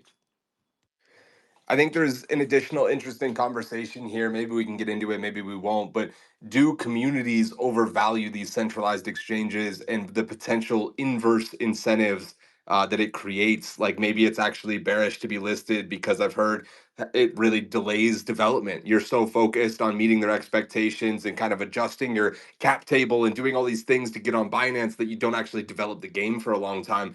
We'll maybe save that for another time. But Koji, I'm tagging you in. A couple things. We work with Coinbase, as anyone who is involved with Parallel probably knows. They are incredible. So I can't say whatever negative sentiments, and this is my corporate hat right now, but it's also just true.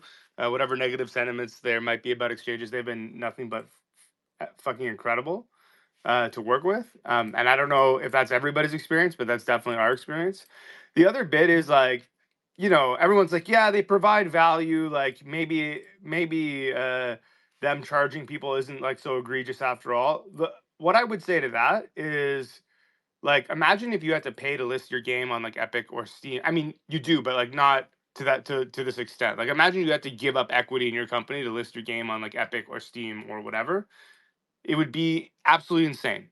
It would like stifle the gaming industry to a ridiculous degree because the like avenues for distribution would just be, I mean, essentially for the rich, right? Um, and so I think that what we're talking about here, I understand that this is like a market-driven financialized thing, and so it's maybe somewhat different, but it really shouldn't be that different. Like the listings should be, and maybe I'm just being an idealist, but feel like there should be some sort of meritocracy here, or you like the guidelines should be clear. At the very least, let's have some transparency. Here's what it takes to be listed on these things, and if you meet these criteria, fine. And even if it's like you gotta pay XYZ, what if it was just published? Like this is what it needs to be, and these are the criteria. Period. Full stop. You know, uh, and I would just say to anyone who's like, oh, it's not so bad. Just like look at what happened when Unity was like, hey, we're gonna charge people who have more than X installs. The entire like the collective game industry just lost their shit, right? But then for some reason in Web3, we're like, it's cool. Let them steal our money.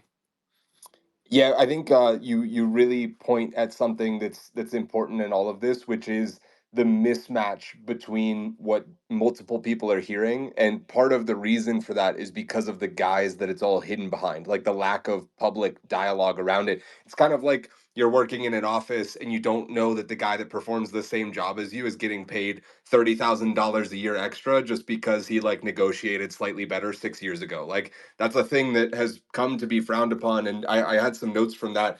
Somebody I spoke with who, through his work, gets to negotiate a lot of these types of deals with exchanges, said that one time, with only a couple of weeks between the two different discussions, he got like 50% higher of a asking price versus another game that he was talking with. And it was basically like the same metrics across the board. And he was like, why are you guys giving such a higher price? And they really couldn't explain it in his words, and that seems like an issue to me. Like you never know what you're going to get when you show up to the negotiations, like because it's so archaic and kind of behind closed doors. I'm going to go to Knock and then we'll go back to Sinjin. I I have trouble agreeing or disagreeing with what Koji just said, especially around like the equivalent of like, hey, it's like giving up a piece of equity within your company to get listed on the Epic Store or Steam. In one way, sure. On the flip side, for the majority of these teams, the overwhelming majority of token is non-dilutive capital. And what that means is you are giving up nothing of the fundamental business behind that token in exchange for that token. It's the way that most of us participate in token rounds through public sales and things of that nature. A team is raising money and they are effectively giving up nothing in terms of like the actual equity behind that company for that money in particular. So obviously there are other benefits. You get access to the ecosystem. It's not to debate whether or not tokens are worth holding, because I absolutely believe that they do and I participate in token sales all the time, but it is fundamentally non-dilutive capital for the most part. So I don't think you're actually giving up a piece of equity or a piece of the particular company, especially in the United States, where so many teams make a clear distinction between the token and the product. So I think it's a really weird and frankly a little like sketchy to navigate. Like, yeah, you're going to have different conversations with different teams. And even the example that you gave, Sam, where somebody has a conversation a week apart with two different teams with similar metrics. Well, the question then is, are we basing our pricing on the metrics of an individual team, or did Coinbase have, or did XYZ, centralized exchange have a massive spike in users over the course of the 7 days, and now they're pricing them? Sorry, I got a phone call there, and now they're pricing themselves differently relative to the number of users that they're selling, their distribution to.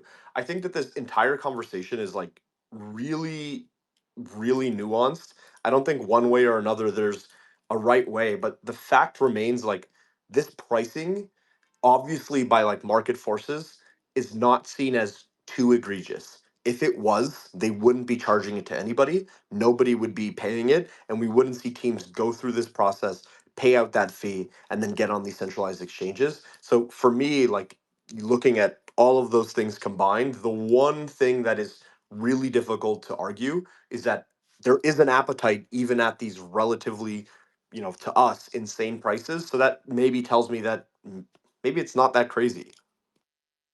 Knock, I love you, but the argument that people are willing to pay it and thus it's like, should be the price is like the most capitalist thing I've ever heard you say, and B, like, absolutely fucking Yeah, but insane. it's also Like like what our we could entire charge industry is but we predicated could on. charge like the average person $100 for a meal. They need to eat, right? So they'll probably find a way to get that $100 to like feed themselves. But like, should we actually be doing that? And obviously, we're talking about making games here, so it's not that, uh, it's not that dire a circumstance. But it's kind of insane to say like, well, people are willing to pay it, so like we should extract as much out of them as we can. And also, just to be clear, I'm not saying that tokens are equivalent to equity. I'm just saying there's no Web2 analogy for tokens. So whatever. Gary Gensler, like, eat my balls. I think the thing is though, Koji, it's we're our entire industry is based off of people buying URL pointers to images on blockchain, right? And we're paying whatever people want to pay, and as long as that number is going up, we're happy with it. Like, yeah, I agree, it's pretty capitalistic and it's pretty ridiculous to say out loud, but we've had this conversation on these shows all the time, where at least once a week, pretty much everybody who works in the space looks and goes, the fuck are we doing? Like, what is even happening in this ecosystem? And a lot of it is because it's so new, it's so nascent, and people are spending ridiculous amounts of money. So market forces are market forces. If people are paying for it, that's what the market price is for that particular thing. It's true of NFT collections, it's true of token prices, it's true of the fees to engage with platforms. I'm not saying that that's the way that it should be forever, but at this stage of the game, that's how things operate. The one thing I'll add to this conversation is, if you genuinely believe in a space over a long enough time horizon, you shouldn't always do things that are purely as extractive as you possibly can make them just because you can make them that extractive. You should be worried about the health of the thing, knowing that you're going to be at the forefront of it, profiting off of it for hopefully decades to come. And if they're only worried about extracting as much volume as possible from every single product that comes onto their exchange, they're going to kill them and then potentially ruin the entire ecosystem, make liquidity go away in the long run, and they're going to have essentially made themselves less money because they were too focused on extracting right away. And that's what concerns me. I'm going to tag in Sinjin to probably call you a capitalistic fuck, and then Chuck is joining us from the audience as well, who used to work at Shapeshift. You know, I'm actually really impressed with Nog because he was raised in Canada and he is such a capitalistic fucker. So, you know, kudos to Nog. You went to a really good school to get that. You didn't have to come to America to get all fucking on it. But like, I'm not gonna get to the ethics of it. But in crypto, right? Nobody's fucking like clean here in terms of setting up this structure in terms of like, oh, all games are like getting exploited here or some shit like this. Because the thing with Nog and what he said is that it makes sense on a lot of levels, but I want to put in the context of like, why do people pay what they pay willingly or unwillingly, or they don't think they have a choice to, or they decide to do it? It's because the outlook in our industry right now is so short term immediate. And when you put the gains into this context of a timeline that's very short term and immediate, right? Then you're not thinking about the consequences of anything. All you're just thinking about is like in almost in survival mode in some respects, or kind of greed mode. That's like, this is my chance, I'm going to YOLO it, I'm going to worry about the consequences afterwards. And for games that are listing a token which is fundamental to their game economy, and the distinction is, you know whoever I've spoken to that's like VC related, and I have no problem bagging on all the VCs just because they're just so fucking rude when you talk to them. Okay, in general, not all, but whatever. They don't have any fucking clue about the game economy, right? For them, game economy and tokenomics is synonymous at the same fucking thing. So, like, the playbook here that the exchanges are doing is nothing different than the ICO playbook back in 2017, and they try to clean it up and they try to say, okay, here are some metrics that we're going to look at it. We're going to be a little bit more what do you call it, selective and meritocracy and all that, but it wasn't good for business, right? And it wasn't good for the momentum, because at the end of the day, right, you know if you're in the financialized market, the only thing that's going to move the needle for you, especially if you're coming into your TGE with a massive valuation, right, a massive fully diluted value, right, only the traders on a tier one exchange are going to save you. This is the point that Jay from Genopest has been making. And he's been around. He's super fucking OG. I think he's been part of like 2 or 3 launches that are like plus 1 billion. Okay. And so, like, if you have been put in that situation because you put your evaluation, at like whatever, 3 fucking 400 500 million dollars, right? And you got fucking vaporware, right? You better get down on your fucking knees and suck all the fucking tier one dick you can, because that's the only thing that's gonna fucking save your life, right? But if you put yourself in that position as a game and you think you have to go this way because you've taken all this funding, you've taken it at the highest valuation you can, and now the only thing that's going to save you is a tier one exchange, but then you're going to be left with holding massive liquidity bags where certainly right now the circulating supply is like fucking nothing, but in a year from now it's going to like quadruple or whatever, even 10x, right? Your game's fucking dead. And if you love your fucking game, and if you really are a game developer, you would not, even if they put a gun to your head, take the deal that would fuck your game that much, right? Or else you're just a fucking Web3 fucking extractor, the same shit. And I hope Binance fucking rapes the shit out of you as well. Jesus. All right, extra spicy at the end. A couple of great comments. Yap says, I read the whole post. Everybody needs to read it, IMO, to understand the situation better, because those who are considered whales by shrimps are barely sea turtles. The food chain is much more complicated than grinders think. The analogies there are pretty funny, but the actual core of the post is accurate. Icy says, Sam, we need a deep dive into market makers next. Feels like the trifecta, or VCs, centralized exchanges, market makers pulling the strings. I actually am thinking about doing one on VCs and also market makers. So if anybody wants to reach out in the DMs with information on those, happy to field it. And then Trade Center Capital says, everything you said in the thread is extreme and insane. Binance is predatory. The scariest thing is that they get to choose their price. They basically get to inflate how many tokens they get. It's not fair. Agree with the passion there. I definitely feel some of that frustration. I don't know necessarily what the line is, but I do agree it's insane that Binance can walk away with like 20% of your token supply. Like, that's just such a bad incentive for them to hold over everything else. Like, so much sell pressure comes from that, in my opinion. Charlie Blackstock joining us from the audience. Appreciate you coming in. Hello, sir. Thanks for having me. I'm glad I got to catch the tail end of Mr. Gon telling Gary Gensler to suck on his balls, and then Sinjin going on a rant there. I've missed, missed, I've missed a couple of GameFIs with Sinjin back, so it's good to hear that voice. Sorry I joined late, Sam. Is there a better way for me to like give commentary on my background for exchanges, just to like kind of make my points more succinct? Is there something more specific you'd like me to talk about? I'm mostly just curious. I think if you feel like what people are saying via the thread is accurate in your experience. I know Shapeshift, it was a while ago for you, but if you have any specific anecdotes from your time working with the exchange and maybe some of the stories from that would be interesting. For sure. Yeah. So for those of you guys who don't know Shapeshift, since it's a little bit older of an exchange now, Shapeshift was basically the original DEX. Shapeshift existed back in the day when the only two currencies that existed were Bitcoin and Litecoin. And Coinbase was really the main centralized exchange other than Mt. Gox at the time, which if you're familiar with the origin of Bitcoin and Mt. Gox, it's a pretty famous story, pretty epic collapse there. But uh, Shapeshift basically was this first platform that allowed you to swap without having to create an account or be on a centralized exchange. It still was trusted, not trustless as much as like Uniswap and those things are. But as they grew and there started to become all these new currencies, one of the main ways that Shapeshift made money was to get listed on Shapeshift. Instead of providing liquidity to a liquidity pool, you basically would send us tokens and we would keep a portion of the tokens for our own treasury. That was we basically counted that for that as revenue, and then we keep a portion of those tokens for trading volume and trading liquidity.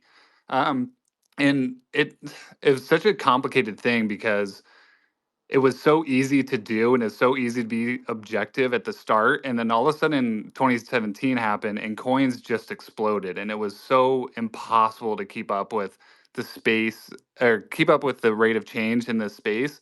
And so I think for centralized exchanges, you have to remember that they are a brand, they are a business, and like for better for worse, it is capitalistic, and they are trying to make as much money as they possibly can. And they're going to charge crazy rates because they command that much value and attention and volume. And to Sinjin's point, a lot of these companies have $100 million valuations, $200 million valuations, and they need tier one trading volume. They need tier one traders swapping their currencies because that you just don't see that type of trading activity on Uniswap. Uniswap does a tremendous amount of volume, but I guess the long and short of this is I don't know how long this game can go on. I know it sucks right now, but dexes are getting so fucking good. The technology is improving at such an incredible rate that I don't know how long centralized exchanges will be able to command this. It sucks in the moment, but I don't think this is a forever problem. The idea that Uniswap does as much volume as today as it does is so incredible to me, and the fact that dexes are getting as fast and as cheap as they are. And for the best example I can give you is Thorchain. Thorchain does cross-chain swaps, and they are actually more price. They you actually can do bigger swaps at a better price than centralized exchanges with this new technology they have called streaming swaps. So if you're going to swap like $1 million of Bitcoin into Ethereum, you will get a much better price using ThorSwap, which is a decentralized, trustless cross-chain exchange than you would through Coinbase or Kraken or any of those exchanges. So I think the power of decentralization is coming to all of this. I don't think centralized exchanges can continue to do this for that long. And I think the markets will play out in decentralization's favor here. And so I think this is just maybe me being a little rose-eyed and just being such a lover of this technology. I think it will solve the problem, and maybe that's a little naive, but that's where I believe this is going. I think this is a temporary moment in time, and the people who are willing to pay the price probably have the most burden right now to accomplish a lot of market and accomplish a lot of traction. But I don't think this is something centralized exchanges can keep doing. So I'm more optimistic about what people are going to continue to build on the decentralized front. Ah, man, Charlie always finds a way to give me the warm and fuzzies. Appreciate you, buddy. I would say that I think, going back to what I was saying before, there's a chance that maybe then they're trying to capitalize because they see the writing on the wall that they can't do this for long. So we might as well extract as much as we can in the meantime. Sinjin got the hand up quickly, and then Knock was after him, and then we'll move on from this topic. Just really quickly, just to like frame this as well. You know, like if I like number one is I love Uniswap, right? But like at the end of the day, you have to go where the liquidity is. And for the tier one exchanges, I mean, there's a lot of money there. I mean, at one point there were, 100, CEXs, and then they got whittled down, and then Uniswap came up, and it looked like fantastic, and then even Binance was supporting Pancake Swap and stuff like that. But where the CX exchanges have a really strong showing right now that I don't think will be overcome in the short term will be because they treat their VIPs so well. And every exchange has their own token, right? The BNB token and so on and so forth. And by holding that, you get into these pre-sales. And so every launch pad in some respect is like a poor man's CX exchange in some respects, right? But because the CX also commands not just on the fundraising part, on the continual trading part, if you kind of think about it for a moment, you buy AMC, you buy GME, you buy Boeing, you buy Berkshire Hathaway and stuff like that. Like, how many of you guys actually use the product? Right? No, you don't, right? Generally, you're not, right, using that product every day because you're buying the equity, you're buying the trading, you're buying the, investment value and the return there, right? And so like that access to that greater financial market that's represented by the CEXs, right? That is definitely a powerful force. But I'll say what another powerful force really is a game that actually will work in an open game economy, you know? When that particular thing does occur in our industry, we will see a shift there. We'll see a shift because there may be some way forward to get there because there's confidence in the revenue that brings. And then the players are coming not necessarily as traders, but as educated, financially aware individuals who do have some financialization in the game, but also treat the game in terms of as real digital assets, right? And a real digital economy. So I wouldn't hold my breath about the dexes, but I do still have faith in, what we're doing here as gamers, as game developers, as games that are really recession proof. And I've seen some threats from influencers today that games are not recession proof. And you guys are fucking morons, whoever say that, okay? Because the thing is, they are, but they got to be successful. They got to be successful. When you're happy, when you're sad, when you're down, when you're depressed, when you're joyful, you will go and play a game. You could be the richest motherfucker in the world, okay? You're still going to watch a hit movie, right? You're still going to see the blockbuster, the same, because we need to consume at a certain level, right? But it's got to be good, right? And when I mean by good here, we can't be as good as Web 2. Like, you guys fucking don't get it. We got to be 10x to Web 2. The fact that we say we're going to be as good as Web 2, it just fucking kills me all the time because we're just missing the point. And if we have that mentality, then you gotta fucking play the game the way that everyone else fucking plays it. But we gotta play the game our way. Yo, fired up, reinvigorated and main talk about on this fucking pod right now. But like, I'm all for it. Like, you're spicy sometimes, but today you're fucking giving it the mustard. I like it. We all love it. That's why he's called the Titan of Taboo. Appreciate the passion there, brother. Pawn in the audience says this has been one of my favorite topics on Gamified so far. And he's listened to a lot of episodes, so that means a lot. He says not just because of the subject itself, but also because of how sensitive it is to talk about LMAO. The legal teams must be gasping for air after each comment. Yeah, even I'm sweating a little bit, and I don't really have that much skin in the game here. Graslow says I loved Shapeshift. Felt like it was freeing crypto users. Thankfully, now we have many options, but they paved the way. Some incredible stories from Charlie about the rise and fall of Shapeshift. Lath in the comments also says Jupiter Dex on Solana is also awesome in the Dex talk. Anthony Mr. Dip says if the average consumer or project founder understood where the majority of the listing funds ended up, there would be outrage across the timelines and a good opportunity. Many wouldn't be interested in paying these exuberant rates. Appreciate you chiming in. And then Lou from ETH Lizards, big shout out to the ETH Lizards and Lou himself. He says, disagreeing with those saying if people are willing to pay, then it's worth it. Realize that there are legit Web3 games with big overheads competing for exchange listings with meme coins that have zero utility and total profit. Many exchanges keep pumping meme coins and pricing out legitimate projects. Knock, I see you giving that a thumbs down. Do you want to respond to that?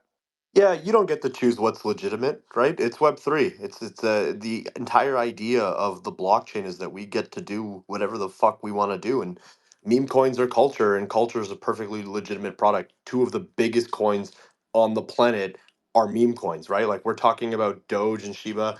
They are two of the largest cryptocurrencies on the planet. They have done more than just about any other tokens that exist to bring awareness to the Web3 world, regardless of whether or not you think that awareness is great. Those two have broken out to the traditional Web2 market. Meme coins are absolutely utility.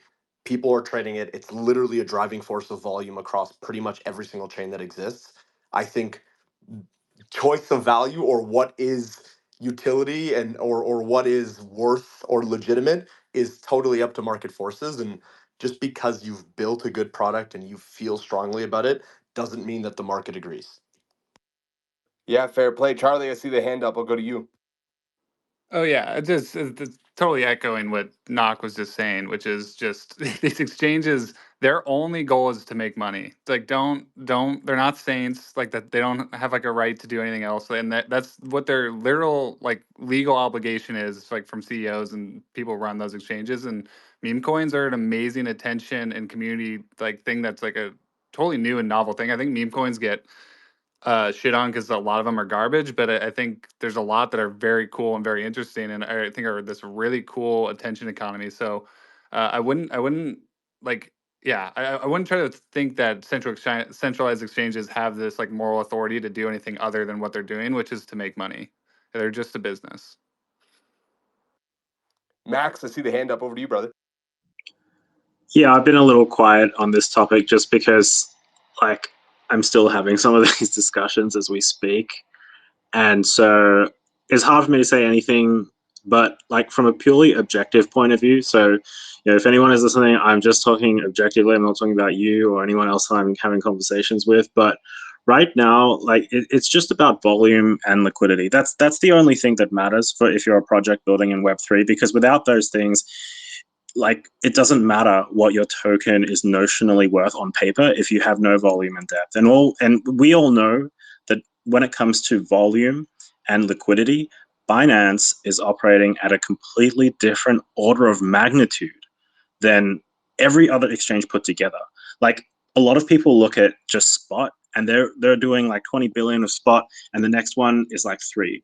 But then no one even looks at derivatives. Their derivatives are like $65 billion worth in every 24 hours. It is insane.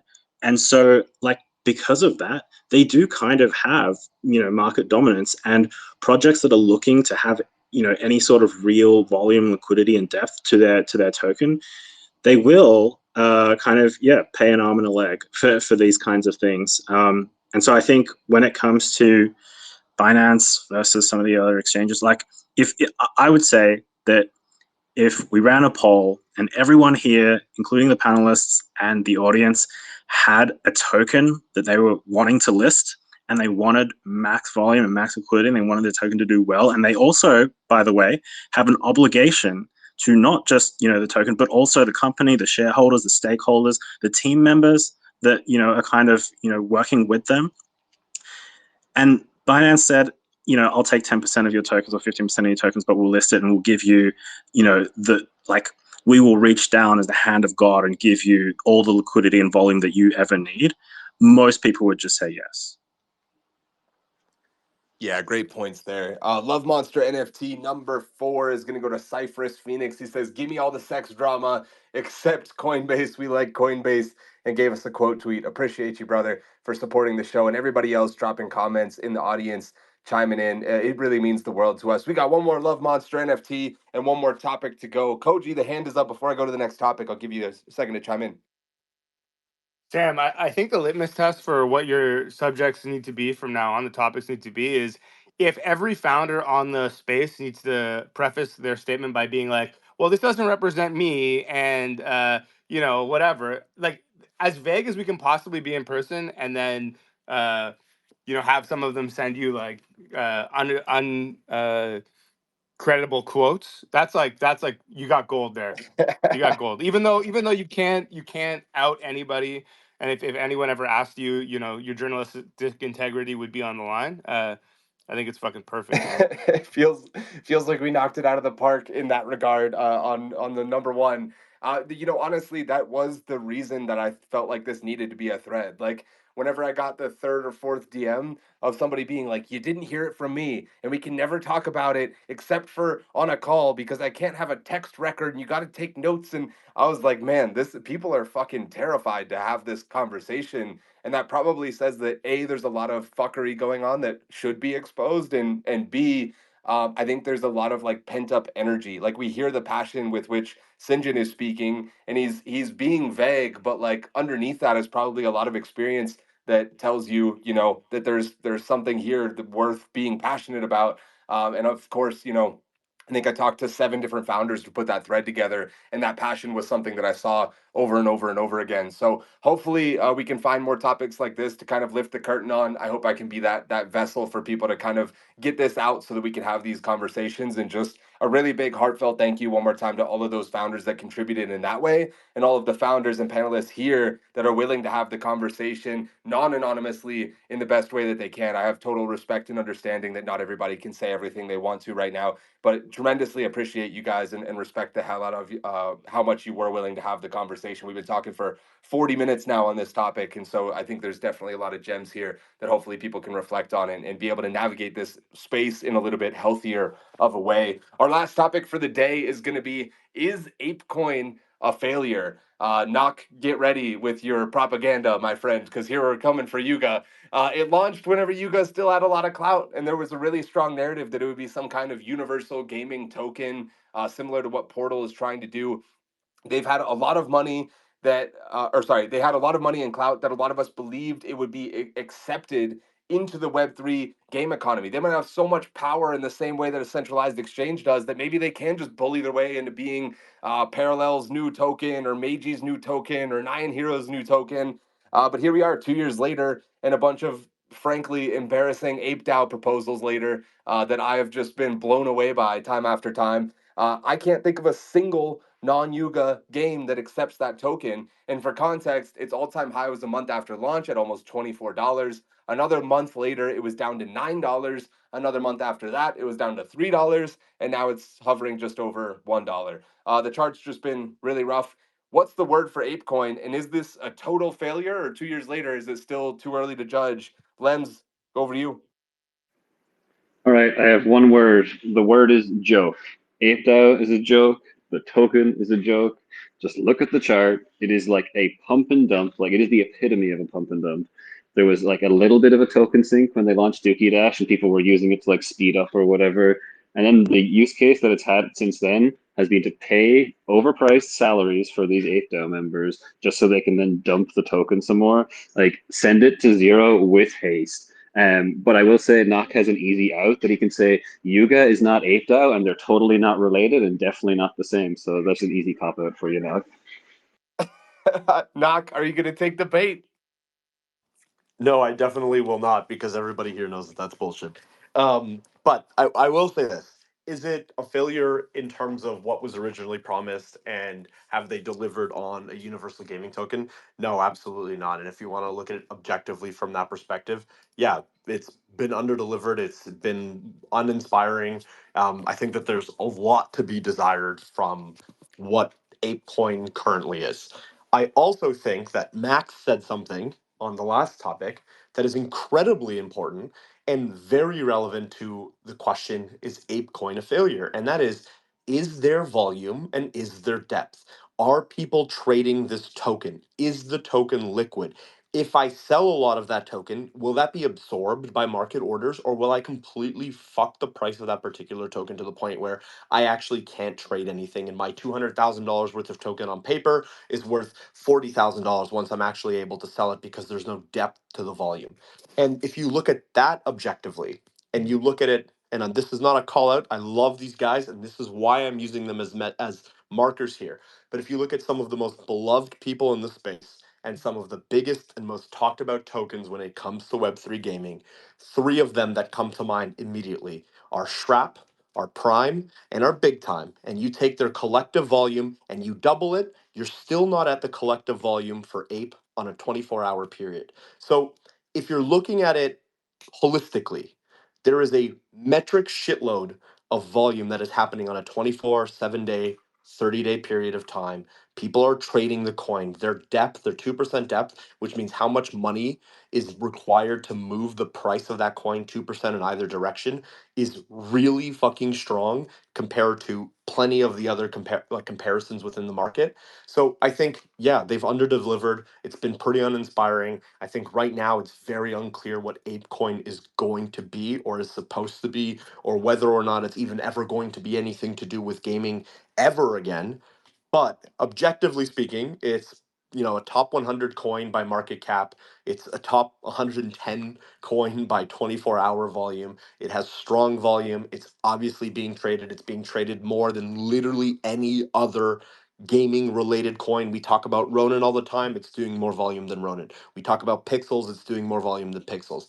There's very clearly some appetite for this particular product, whether that's just speculative appetite based off of what we're seeing from the Yuga ecosystem and people hoping that Yuga is able to figure it out or they'll be able to deploy capital and drive value to the token. Who knows? But the fact remains, they definitely have not delivered what they said that they were going to deliver to date. But zooming out, there's still plenty of time for that to happen. And they're still doing more volume than literally any other gaming, quote unquote, gaming token in the market. It's hard to say if it's a total failure. Can I really Touche, quickly Knock. Can I Touche, really and well quickly? done. He fucking did the math. He took three coins market caps, combined them, and doubled them just to prove a fucking point. He's doing math over there like Rain Man. But the question is, Knock, if you were consulting them tomorrow, would you say you guys should go back and do what you fucking said, and you're gonna turn this into a universal gaming token? You're gonna go talk to all these games that haven't launched yet, and you're gonna say, fuck it, making your own token. You're going to use ApeCoin, or would you say go back to the drawing board, come up with a new utility, figure out a different sync, and reapproach the market with a different strategy? What's your advice to them? Here's what I would say. The big advantage that people that have more money than other people have is time. And if you go waits long enough and teams get desperate enough, there's going to be an opportunity to come in and play hero and consolidate some of the games and some of the people within the ecosystem and drive value to that particular token through some of that consolidating efforts. I think when you have more money than God, you have more time than God, and you can just wait people out, come in, swoop them up, and put together a package that makes sense for somebody. We see this literally all the time. It's how REITs work. It's how companies who go in and scoop up businesses and repurpose and repackage and then drive value to this overarching thing works in the traditional space.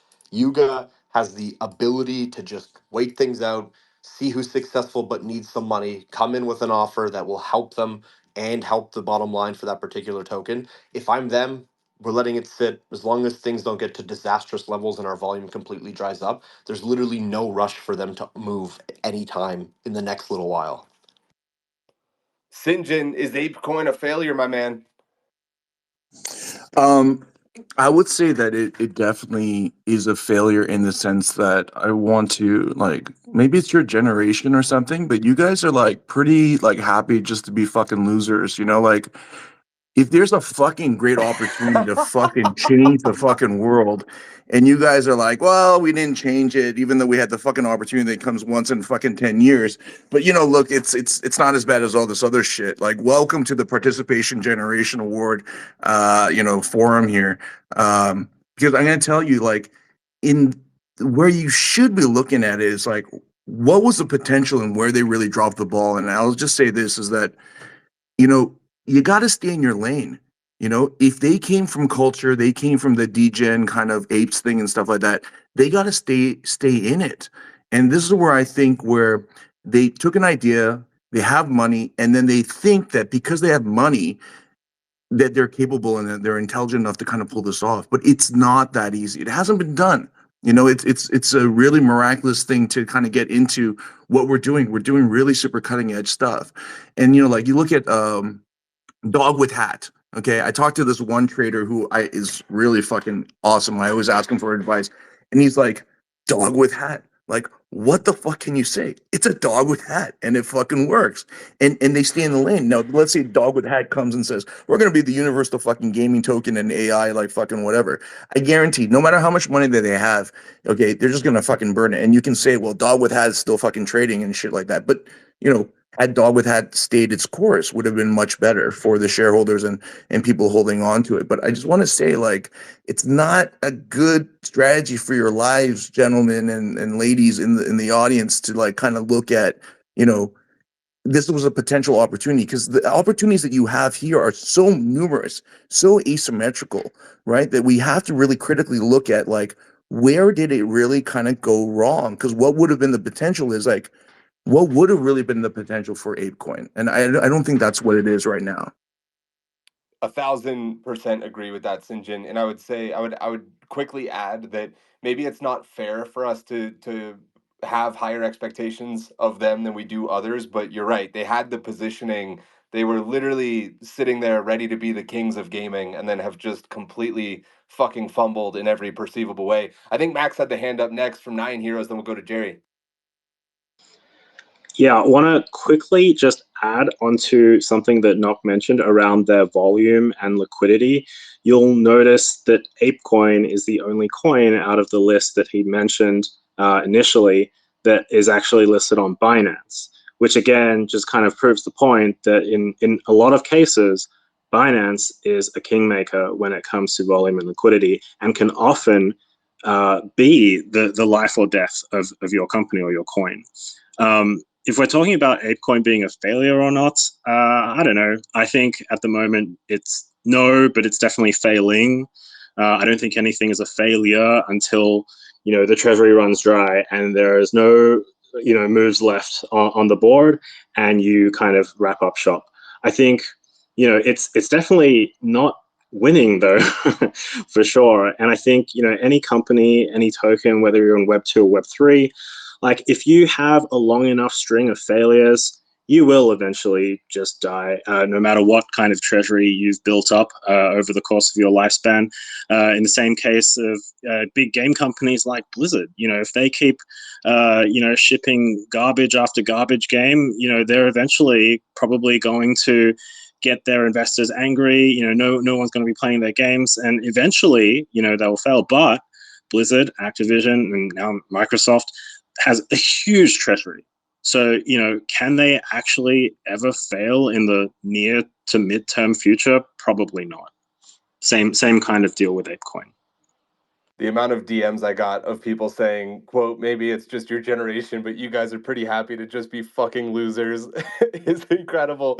I'm not the only one that enjoyed that. AE in the audience says, if I remember correctly, they're trying to give value to ApeCoin through Ape Accelerator, and were successful in their collaboration with Space Nation to launch an ape type of PFP. Although no other collabs that I'm aware of, but ApeCoin is still testing the waters where they should be. I'm going to go to Jerry, then we'll go back to Sinjin.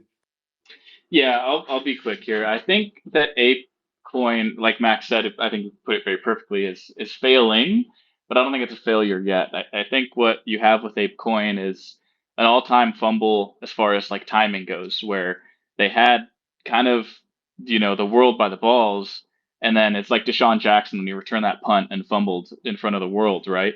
And he's like gonna score a touchdown. He's at the 3 yard line, and then he lets the ball go too early because he's a, you know, eagle. And I think that that's what has happened here. They had a really good opportunity, but that token can do nothing, right? In the small glimpse that there was a brief period of time where you could do something with that token, there was maybe some other outside factors, but that token was being used for a purpose in a game, and that token skyrocketed at that exact time, right? So I think there was potential, but ultimately it's a token that you can't use for anything right now. And of course, those are going to trend downward, especially when you're emitting 200,000 a month to 5 different people to do nothing, right? So I think it's a little too early to call it a failure, but it's definitely failing, and that DAO is not doing anything that they promised to be doing. I imagine after that football analogy, Jerry's looking himself in the mirror and be like, see, Sam doesn't know shit. You can do football analogies and baseball analogies. But in all seriousness, that was a very good point. Stingeon, over to you. Yeah, I just wanted to say that I don't think you guys are all losers of this generation. I just wanted to say that that's kind of just a generalization. And the second thing I want to say is that definitely Myself and Max, I, Sinjin Jung, we love Binance. In case you were not reading between the lines, I just want to make that clear for the audience. Me and Max, we love Binance. Binance, phone's always open. Give us a call. Love you. He might be the founder that can't be bought, but apparently he can be rented for a token listing. Knock, over to you. I think one thing that I'm learning as we're watching some of the market shakeups over the course of the last 12 months or so is that it's way too fucking early to call anybody a winner or a loser yet, especially not teams that have literal nine-figure bankrolls. I think when you've got that amount of liquidity and you've got that amount of resources, it would be ridiculous to say that that team is dead in the water or a particular thing is a complete failure. I mean, if you look across the board in terms of dexes, centralized exchanges, NFT marketplaces, wallets, we've seen the undisputed king go from the undisputed king to shaky ground to dead last in a bunch of categories over the course of the last 18 months alone. And I still don't think that means that they're dead. I think that means that they've maybe in a little bit of a period where they're trying to reevaluate what their moves are. We've seen a lot of action from Yuga over the last little while, right? They've consolidated some of their efforts. They've divested from some of the gaming efforts that they've had. They've seemed to be refocusing in on some of the brand. And like Sinjin said, maybe getting back to their lane and who they are as a brand and identity. And I think that that means over the next little while, they'll probably have a new approach or a new plan for what the Yuga ecosystem looks like, for what ApeCoin might look like. And I think that that's true of just about anybody in this space. So yeah, I have a hard time labeling anybody as dead or a failure, especially when we've seen so many cases of rebounds. I also have a really difficult time labeling anybody the king of anything because we've seen that king die more times than I can count. So it's an interesting topic. But again, always go back to that volume. Can I trade the thing? Can I actually sell the thing?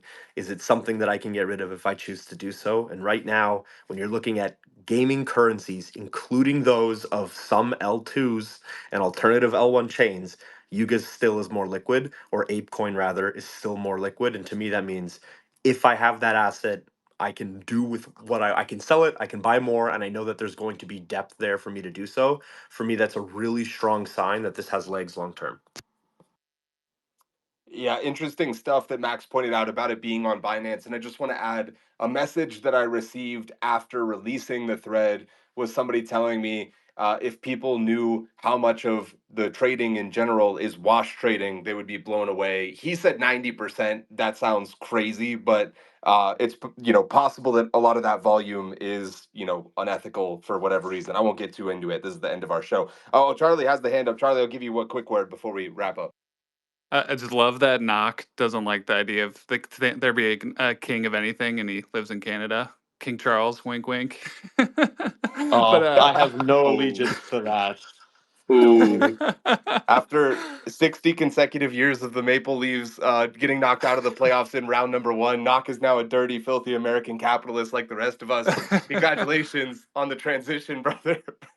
And real quick, I just want to shout out the audience. I know this episode in particular was a little bit headier than usual, not as much nostalgic gaming talk. We will get back to that. But I thought it was really amazing to have all of these big brains chiming in on something that just has an incredible impact on our day-to-day lives in this industry. So again, thank you to the panel, thank you to the audience for kind of doing this different episode with us, and we'll be back as usual next week. The last Love Monster NFT is going to go to AE for his great comment. Let's make sure that gets distributed to him. Again, we got commons, rares, and epics. I'm not controlling who gets what, so enjoy the surprise if hopefully you get something a little bit above the norm there. And then reload, regroup, and rally round as we salute Shrapnel, the strategic superstar spearheading the pulse of Web3 gaming. Starting May 23rd, Shrapnel is shooting into a spectacular 72-hour skirmish where participants can pursue prowess, power, and prizes in dynamic dances of destruction and deal making. It's time to test your tactics and your tenacity. They are the architects of our arenas, the guardians of your gameplay, and our sponsors as the official game of Gamified.